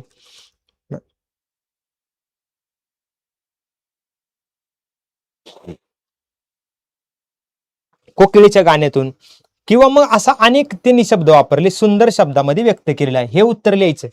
आता ऊन आणि सावली यांच्या प्रतीकातून सूचित होणारा आशय कवितेचा अर्थ, हे IMP क्वेश्चन आहे. हमखास प्रश्न विचारला जाऊ शकतो. ऊन आणि सावली कसं व्यक्त केलंय बघा. झाडाच्या पानातून येणारं ऊन आणि जमिनीवर पडणारी सावली मिळून सुंदर नक्षी, आठवते का रांगोळी काढली होती आपण, सुंदर सुंदर नक्षी तयार होते. ऊन पडतं किंवा सावली पडते, ऊन सावली अशी सगळी सुंदर रांगोळीचं काम तयार होतं आणि ती सुंदर नक्षी तयार होते. आणि जणू काही त्या सावलीला पंख फुटलेले आहे. ती सावली जी आहे, सौंदर्य जे आहे, माया जी आहे, जी काही आनंद आहे, त्या आनंदाला पंख फुटलेला आहे आणि पंख फुटून ती पक्षासारखी उडती आहे, अशी कवीने कल्पना केलेली आहे. म्हणजे या प्रतिमेतून निसर्गातील प्रत्येक गोष्ट सुंदर आणि जिवंत असल्याचा अनुभव मिळतो. ऊन आणि सावलीच्या माध्यमातून निसर्गाचं सौंदर्य अधिक खुलून दिसतं. हे बेसिक आहे. बेसिक, तुम्ही बेसिक स्ट्रक्चर आहे हे, तुम्ही या स्ट्रक्चर वरती उत्तर लिहायचं आहे.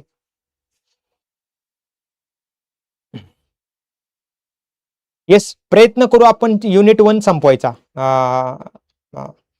प्रिया, आपण प्रयत्न करू युनिट 1, पण आता डिपेंड्स की कसं आहे की मुलांचा प्रतिसाद. आता सेम पुढचं आहे बघा, की डोळ्यात झऱ्याचे पाणी या शब्द समज सेम आहे. वसंत ऋतूतील निसर्ग सौंदर्य पाहून कवीचं मन आनंदाने भरून गेलं. कवीच्या मनात डोळ्यात आनंदाश्रू आले. त्याला वाटलं की झऱ्याचं निर्मळ पाणी आपल्या डोळ्यातील पाणी एकच आहे, म्हणजे एकता आहे. पुन्हा अभिव्यक्ती आता IMP. झाडाच्या मनात शिरला आहात अशी कल्पना करून ते कल्पना चित्र शब्दबद्ध करा. आता इथं झाडांच्या मनामध्ये तुम्ही शिरलेला आहात, म्हणजे तुमच्या शब्दामध्ये लिहायचं आहे.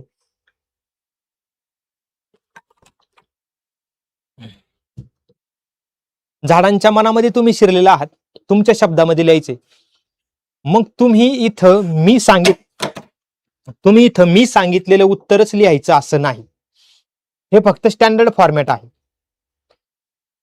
एकदा मी झाडाच्या मनात शिरलो. झाडाची मुले मला म्हणाली की आम्ही मातीमध्ये राहून सुद्धा झाडाला आणि अन्न पाणी प्रोव्हाइड करतो, त्यामुळे झाडं हिरवगार राहतं, झाडं फुलतं, फळे लागतात, आम्ही जे आहे फांद्या म्हणाल्या पक्ष्यांना आसरा देतो, पाने म्हणाली सर्वांना शुद्ध हवा देतो, फुले म्हणाली सुगंध देतो.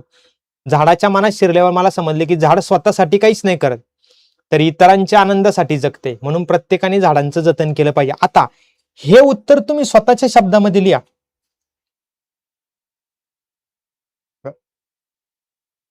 आत्मकथासारखं का? येस, आत्मकथेसारखं, पण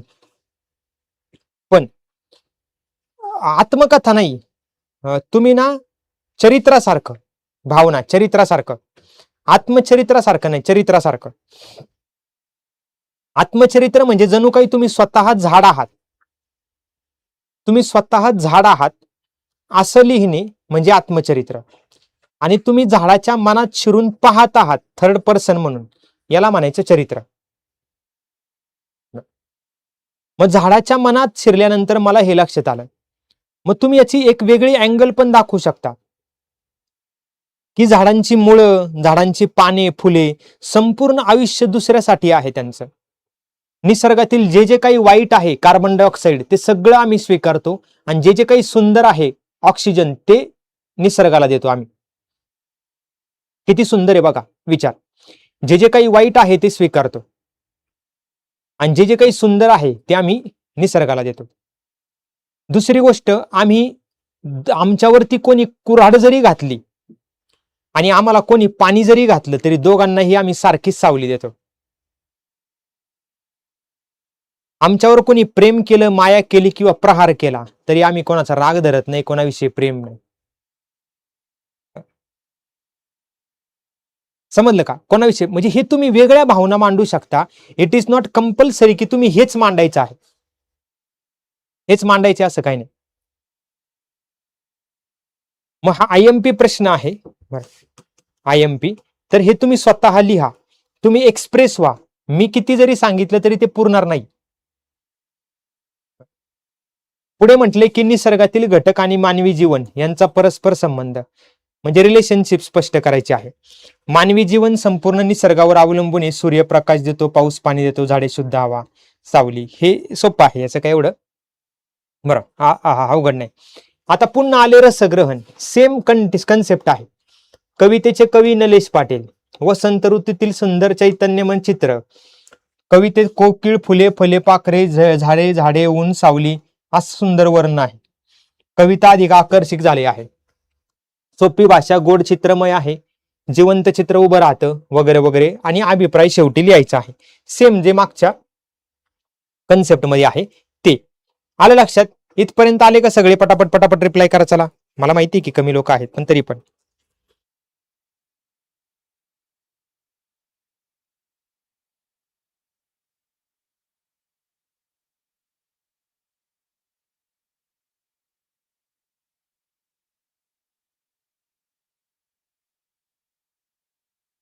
चलो पटापट पटापट. क्लियर?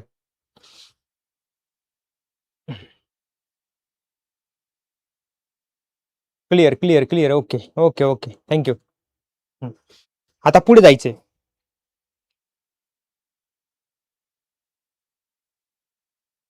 ओके, आता पुढे जायचं आहे. पुढची कविता कुठली आहे आपली? पुढची कविता आहे ती म्हणजे प्राणसई. ती कविता आहे प्राणसई. प्राणसई. आता प्राणसई कवितेमध्ये बघा, प्राणसई कवितेचं फक्त एकदा रिकॅप करतो, म्हणजे रिकॅप तुमच्या लक्षात येईल की प्राणसई कविता म्हणजे काय. आठवते का? पीठ कांडते राक्षसी जसे कडाडते ऊन, प्राणसई घनावळ कुठे राहिली गुंतून. आठवलं का? ही कविता म्हणजे प्राणसई कविता. मग त्याला आपण काय म्हणतो की सई म्हणजे सखी किंवा मैत्रीण. आणि या कवितेत पावसाळी ढगांना प्राणप्रिय मैत्रीण मानते कवयित्री, म्हणून त्याला आपण प्राणसई अशा प्रकारचं नाव दिलेलं आहे. मग कवयित्रीने जिला विनंती केली ती कोण? प्राणसई घनावळ. म्हणजे ढगांना, म्हणजे आकाशामधील ढगांना विनंती केलेली आहे, प्राणसई घनावळ. त्यानंतर पुढे कडाक्याच्या उन्हाला दिलेली उपमा, पीठ कांडते राक्षसी. सगळं आठवलं पाहिजे, सगळं आठवलं पाहिजे लेक्चरला शिकवलेलं. पीठ कांडते राक्षसी म्हणजे काय, जसं काही जणू काही एखादा राक्षस जात्यावरती दळण दळून पीठ कांडत आहे. सगळं पीठ पांढरं पांढरं पीठ निसर्गामध्ये पसरलेलं आहे. तसं प्रमाणे सूर्य तळपतो आहे आणि प्रचंड ऊन आहे. ह्या उन्हामध्ये पावसाला विनंती आहे की ये पटकन. पाऊस म्हणजे कोण? प्राणसई घनावळ. प्राणसई घनावळ आहे. त्या प्राणसई घनावळीला विनंती आहे. काग वाकुडे पन्हा काग अशी पाठ मोरी, ये ग प्राणसई वाऱ्यावरून भरारी. आठवलं ना? ये ग दौडत धावत आधी माझ्या शेतावर, शेला हिरवा पांघर मालकाच्या स्वप्नांवर. असा आहे. मग त्या कन्सेप्टला आपण काय म्हणतो? प्राणसई. मग पुढे आहे कवयित्रीच्या मैत्रिणीला सांगावा पोचवणारे कोण आहे? पाखरे. आकाशातल्या पाखरांना म्हणते की जा त्यांना भाला ढगाला सांगा पाऊस पडा. शेतात रमणारी व्यक्ती तिचा सखा आहे, म्हणजेच पती आहे. आता प्रश्न काय? बैलाचे मालक बेचैन झाले आहेत, त्याचं कारण विचारलेलं आहे. बैलाचे मालक जे आहेत ते बेचैन झालेत. बेचैन का झालेत? बैलाचे मालक जे आहेत ना ते बेचैन झालेले आहे कारण पाऊसच नाहीये. पावसा अभावी बैल ठाणबंद म्हणजे एकाच जागी आहे. एकाच जागी आहे. नंतर बाळांची तोंडे कोमजलेली आहे कारण त्यांच्या तोंडाला उन्हाच्या झळा लागत आहेत. प्रचंड ऊन आहे, त्याचा त्रास होतो आहे. हे संदेश बरोबर. मग पुढे कृती. प्राणसईच्या आगमनानंतर व्यक्त केलेली अपेक्षा म्हणजे प्राणसईचं ज्यावेळेस आगमन होईल तर त्यावेळेस काय काय व्हायला पाहिजे? तर वेलाचे आळे जे आहेत, वेल जो लावलेला आहे तिने जो छोटे छोटे वेल लावलेले आहेत, भोपळ्याचा वेल असेल, कलिंगडाचा वेल असेल, कशाचाही वेल असेल, तो वेल वेलाचं आळं भिजून जाऊ दे, विहीर तुडुंब भरून जाऊ दे, घरदार चिंब होऊ दे, दारात उभी राहून सख्याचं माझ्या नवऱ्याचं कौतुक तुला सांगू दे, असं सगळं मी तुला सांगणार आहे प्राणसई सखी मैत्रिणी ज्यावेळेस तू येशील त्यावेळेस. ज्यावेळेस तू येशील त्यावेळेस. क्लिअर. पुढे प्रश्न 2. ये ग दौडत धावत आधी माझ्या शेतावर, याचा अर्थ काय आहे? याचा अर्थ काय? प्रचंड ऊन आहे, पीठ कांडते राक्षसी. जसं राक्षस पीठ कांडत असल्याप्रमाणे प्रचंड ऊन पडलेलं आहे. त्यामुळे कोरडी शेतं पडलेली आहे. शेतकरी चिंतेत आहे की हे आभाळा कधी तू बरसणार आहेस. बैल गोठ्यामध्ये ठाणबंद आहेत, बाहेर पडायला सोय नाही. त्यामुळे कवयित्री प्राणसई घनावळीला प्रेमाने विनवणी करते काय की तू लवकर धावते आणि सर्वप्रथम कुठे ये? कुठं जाऊ नको बाई, फक्त माझ्या शेतावरती ये. माझ्या शेतावरती ये. क्लिअर. पुढे तशी झुलत झुलत ये ग माझी या घराशी. अर्थ काय आहे? झुलत झुलत ये ग माझी या घराशी. आता जसं मी सांगितलं, तोंडे कोमेली बाळांची झळा उन्हाच्या लागून.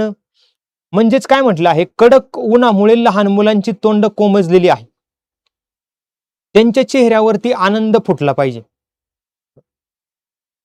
मग आता त्यांच्या चेहऱ्यावरती आनंद फोडण्यासाठी, फुलवण्यासाठी कवयित्री प्राणसईला म्हणते तू रिम झिम बरसत झुलत झुलत माझ्या घरापाशी ये. झुलत झुलत माझ्या घरापाशी ये. मग विहिरीच्या तळी खोल दिसू लागले ग भिंग. म्हणजे विहिरीच्या तळापाशी बघते तर अक्षरशः भिंगासारखी माझा चेहरा मला दिसायला लागला. विहिरीतलं पाणी जवळपास आटून गेलेलं आहे, आरशाप्रमाणे दिसते. ही अवस्था पाहून कवयित्री प्राणसईच्या आगमनासाठी तळमळत आहे, आतुरतेने वाट पाहत आहे. ही कन्सेप्ट आहे. क्लिअर. हे प्राणसई. आता अभिव्यक्ती. अभिव्यक्ती म्हणजे स्वतःचे मत. आणि हे जे दिले उत्तर हे फक्त रेफरन्सला वापरायचं, पाठ करायचं नाही. तुमच्या परिसरातील पावसाळ्यापूर्वीच्या स्थितीचं वर्णन करा. इथं काय म्हटलंय? इथं म्हणले आम्ही पर्जन्य छायेच्या दुष्काळाच्या प्रदेशात राहतो. तुमच्यातला प्रत्येक जण दुष्काळी भागात राहतो का? रिप्लाय करा.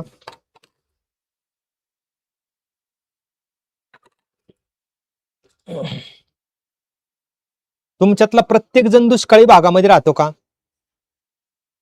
नाही. तुमच्यातला कोणी सह्याद्रीच्या पायथ्याशी राहत असेल, कोणी कोकणामध्ये राहत असेल, कोणी खानदेशामध्ये राहत असेल, कोणी साताऱ्याला, कोल्हापूरला, नागपूरला, अमरावतीला, गडचिरोलीला महाप्रचंड पाऊस असतो तिथं राहत असेल, मग त्या ठिकाणचं जे आहे त्या ठिकाणची कन्सेप्ट म्हणजे तुमचं अनुभव आहे. इथं सांगितले आम्ही पर्जन्य छायेच्या, म्हणजे इथं पाऊस कमी आहे, दुष्काळी भाग आहे, तिथं राहतो. सगळं जीवन शेतीवर अवलंबून आहे. पाऊस पडला नाही तर अनेक अडचणी होतात. उन्हाळा कडक असतो, विहिरींचं पाणी आटतं, पाण्याची टंचाई असते, गुराढोरांना पाणी मिळत नाही, चारा मिळत नाही, झाडांची पाने गळतात, सर्वत्र रखरखाट असतो, डोंगर ओसाड असतात, लहान मुले, वृद्ध, जनावरे त्रस्त होतात, आकाशातून जणू आग पडत असते, असं वर्णन केलेलं आहे. म्हणजे तुमच्या ठिकाणचं वर्णन करायचं आहे, तुमच्या ठिकाणचं. त्यामुळे हा प्रश्न तुम्ही तुमच्या शब्दामध्ये लिहायचा आहे. सेम हा पण आहे. पावसानंतर तुमच्या परिसरात होणारे बदल, पाऊस पडला की. मग इथं सोपं आहे की निसर्गाचं रूप पालटतं, हिरवी शाल पांघरते, हिरवाईने नटून जातात, नदी, ओढे, नाले पाण्याने भरून वाहू लागतात, शेतकरी आनंदी होतो, झाडे ताजी, स्वच्छ, तजेलदार वाटू लागतात, गुरेढोरे आनंदी होतात, सगळंच नवचैतन्य असते. पावसानंतर कोणाकोणाला कसा कसा आनंद होतो? IMP question.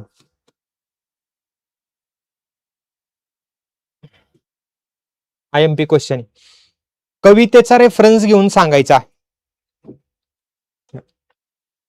कवितेचा रेफरन्स घेऊन सांगायचा आहे की पावसानंतर कोणाकोणाला कसा कसा आनंद होतो. तर पहिली गोष्ट, वेळेवर पाऊस पडला तर शेतकऱ्यांना आनंद होतो.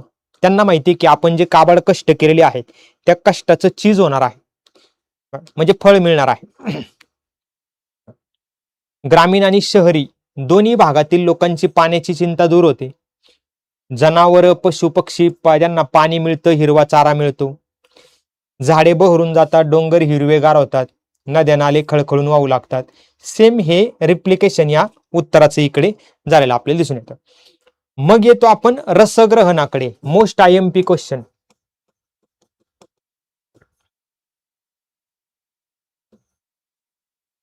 बघा, हा प्रश्न थोडासा डिटेल घेतलेला आहे मी, म्हणजे मला माहिती की सगळे सगळे सगळे लोक नाहीयेत ऐकण्यासाठी, बरोबर. म्हणजे याच्यापेक्षा 10 पटीने लोक जे आहे, बरोबर, 10 पटीने लोक आपल्या बॅच मध्ये असतात. इकडे काय गोंधळ आहे तेच कळत नाही मला. होईल हळूहळू, थोडासा सुरुवात आहे ना अजून, मराठी विषयी लोकांना तेवढं प्रेम निर्माण व्हायला वेळ लागेल अजून. मग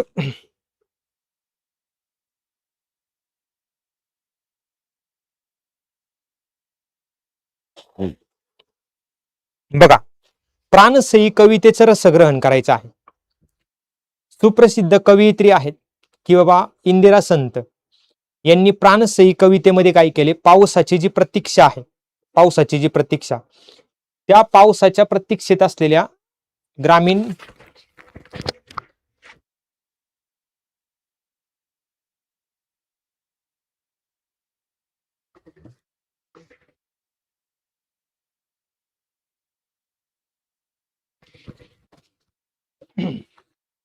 चला आता पुढे. ओके, आता इथं काय सांगितले? प्राणसई कवितेमध्ये पावसाची प्रतीक्षा आहे, ग्रामीण जीवनाचं चित्रण आहे. कवयित्रीने पावसाळी मेघांना आपल्या जिवलग सखीचं स्थान दिले, म्हणजेच तुम्ही अर्थ लिहिला कवितेचा. काव्य सौंदर्य काय? कडक उन्हाळ्यामुळे निर्माण झालेली पाण्याची टंचाई, रखरखीत झालेली शेते, शेतकरी, पावसासाठी आतुरलेला निसर्ग, याचं जिवंत वर्णन आहे. ही मग त्याच्यामध्ये उपमा वापरली, विहिरीच्या तळीचे भिंग, थानबंद बैल, स्वप्नांवरती हिरवा शेला, ह्याच्यामुळे कविता सुंदर झाली. भाषेचं वैशिष्ट्य म्हणजे अष्टाक्षरी छंद आहे. अष्टाक्षरी छंद म्हणजे काय? कवितेच्या प्रत्येक ओळीमध्ये रुचिका, भावना, कवी संदेश, कवितेच्या प्रत्येक ओळीमध्ये 8 अक्षर आहेत.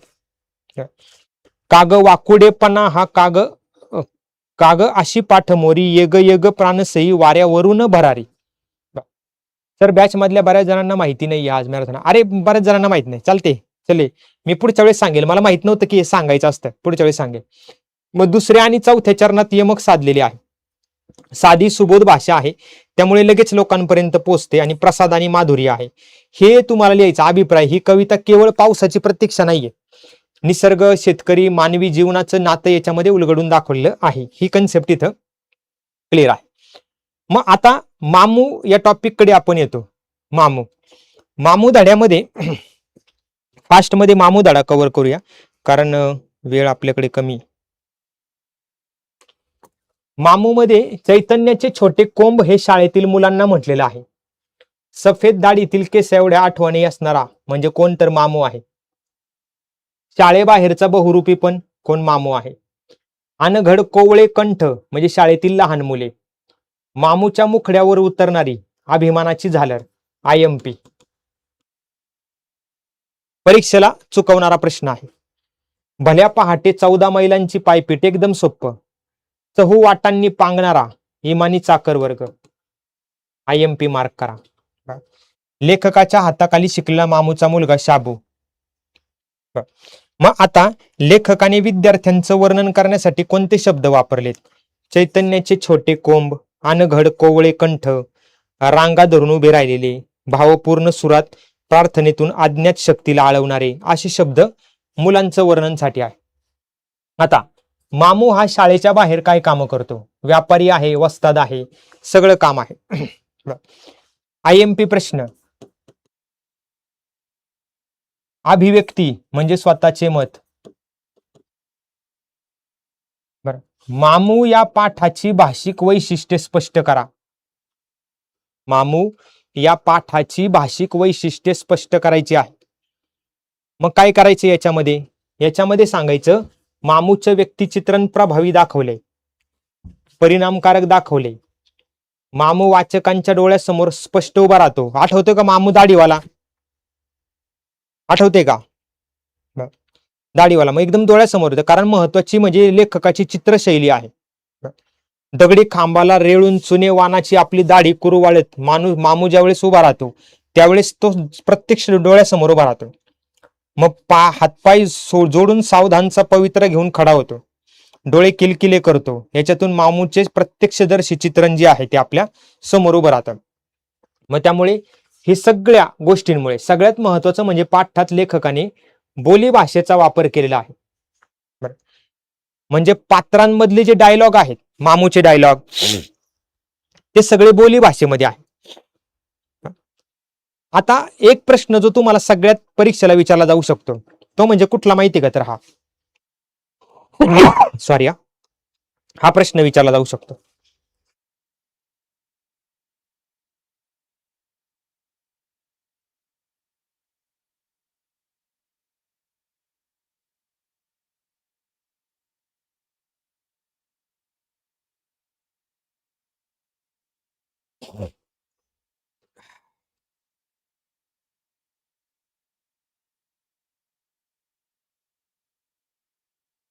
बघा, हा प्रश्न हमखास विचारला जाऊ शकतो, IMP आहे की मामूच्या स्वभावातील विविध पैलूंचे विश्लेषण करा. म्हणजे सोप्या भाषेत काय माहिती का, अख्खा मामू जो आहे, अख्खाच्या अख्खा मामू, तो अख्खाच्या अख्खा मामू जो आहे तो तुम्हाला लिहायचा आहे इथं.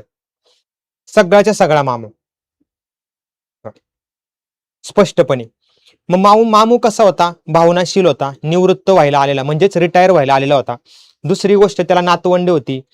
या वयात सुद्धा त्याच्या डोळ्यातून अश्रू आले, आईची आठवण आली, आईच्या आठवणीने व्याकुळ झाला.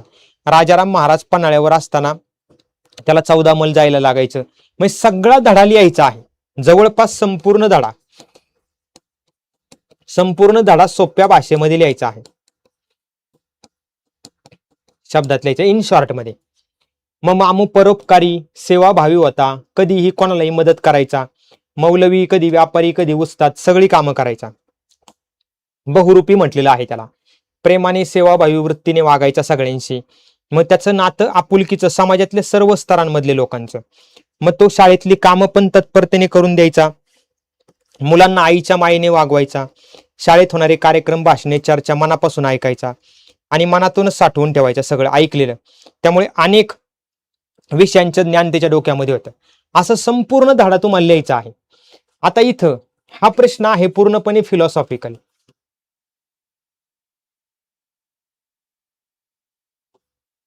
काय की माणसापेक्षा माणुसकी फार मोठी आहे. या विधानातील आशय सौंदर्य लिहायचं आहे.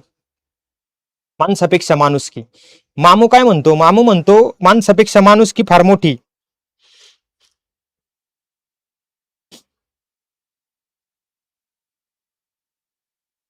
माणसापेक्षा माणुसकी फार मोठी. मग आता कसा माणसापेक्षा माणुसकी, माणूस हा समाजशील प्राणी. थोडीशी इंट्रोडक्शन करायचं. सगळे गट एकत्र राहतात, जाती धर्म सगळे आहे. आता मामूच्या साह्याने काय केले, ही समाजाची चूक ठळकपणे लक्षात येते. मामू धर्माने मुसलमान, पण मामूचं वागणं धर्मनिरपेक्ष आहे. सगळ्या समाजामध्ये मिसळलेला आहे. सर्वांकडे माणूस म्हणून पाहतो, साधेपणा सरळपणा आहे. बरं. त्यानंतर शिपाई म्हणून काम करताना कधीही धर्माची भावना नाही. सच्च्या भारतीय प्रमाणे सुद्धा देशभक्ती आहे, प्रामाणिक आहे. मग त्याचे आपुलकीचे संबंध सगळ्या समाजातील घटकांशी आहे. मग हे सगळं मामूच्या अनुषंगाने आपल्याला लिहायचं आहे. लक्षात. तर हे आपल्या परीक्षेला विचारलं जाऊ शकतं. आणि ही जी कंडिशन आहे व्याकरणाची, ती व्याकरण एकदा फक्त बघून घ्यायची आपल्याला. पुढे आपण जातो ते म्हणजे लेखक प्र के आत्रे यांच्या बहिणाबाई चौधरी यांच्या कवितेच्या संदर्भातलं. बहिणाबाई चौधरी यांच्या कवितेच्या संदर्भातलं.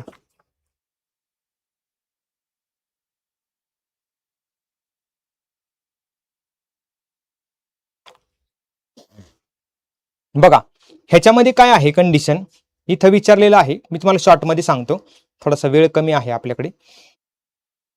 बघा, कवी प्रतिभेचे गुणवैशिष्ट्य काय आहे. बर, म्हणजे कविता कशी माणसाला सुचते. तर कविता ही निसर्गदत्त असते, म्हणजे ती नॅचरल असते. शब्द सहज सुचतात, त्यासाठी प्रयत्न नाही करायला लागत. कवितेकडे म्हणजे कविता लिहिण्यासाठी एक दृष्टी असावी लागते आणि जीवनाला अनुभवण्यासाठी एक ताकद असावी लागते.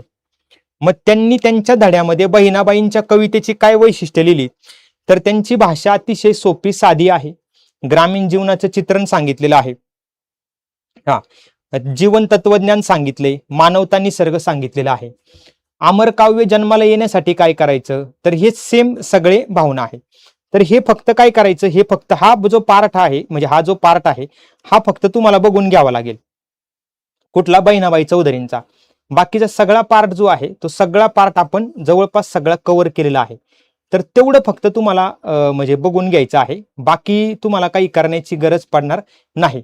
मग हे आपल्याला थोडंसं टाइमचा लिमिटेशन्स आहेत, थोडंसं बाकी पण काही बरं बाकी पण काही गोष्टी आहे. तर टाइमचा थोडासा संदर्भ असल्यामुळे आता थोडं थांबावं लागते लवकर. पण ह्याच्यामध्ये आपण काय करूया, तुम्हाला काय काय पाहिजे, काय काय नाही पाहिजे, कोणकोणते प्रश्न पाहिजेत किंवा कोणकोणते टॉपिक पाहिजेत, व्याकरणातले कुठले टॉपिक पाहिजे, हे सगळं कमेंट बॉक्समध्ये टाका. नाही बघून नाही, आपण काय करू, भूमिका पुन्हा घ्यायचा आहे, म्हणजे घ्यायलाच लागणार आहे क्लास. तर ते सगळं कमेंट बॉक्समध्ये टाका आणि मग आपण जे आहे ते बाकीचं सगळं सॉर्ट आउट करू. मला फक्त कमेंट बॉक्समध्ये कळवा. बाकी एक दुसरं लेक्चर लाईव्ह लगेच सुरू होते, त्यामुळे मला थांबावं लागेल आणि त्यासाठी सॉरी. पण पुढच्या भागामध्ये नक्की बघू आणि भेटूया. पण जे बघतील ऑफलाईन त्यांनी सगळ्यांनी कमेंट बॉक्समध्ये टाका की मराठीचे कोणकोणते घटक तुम्हाला पाहिजेत. Thank you all. Jai Hind. Thank you.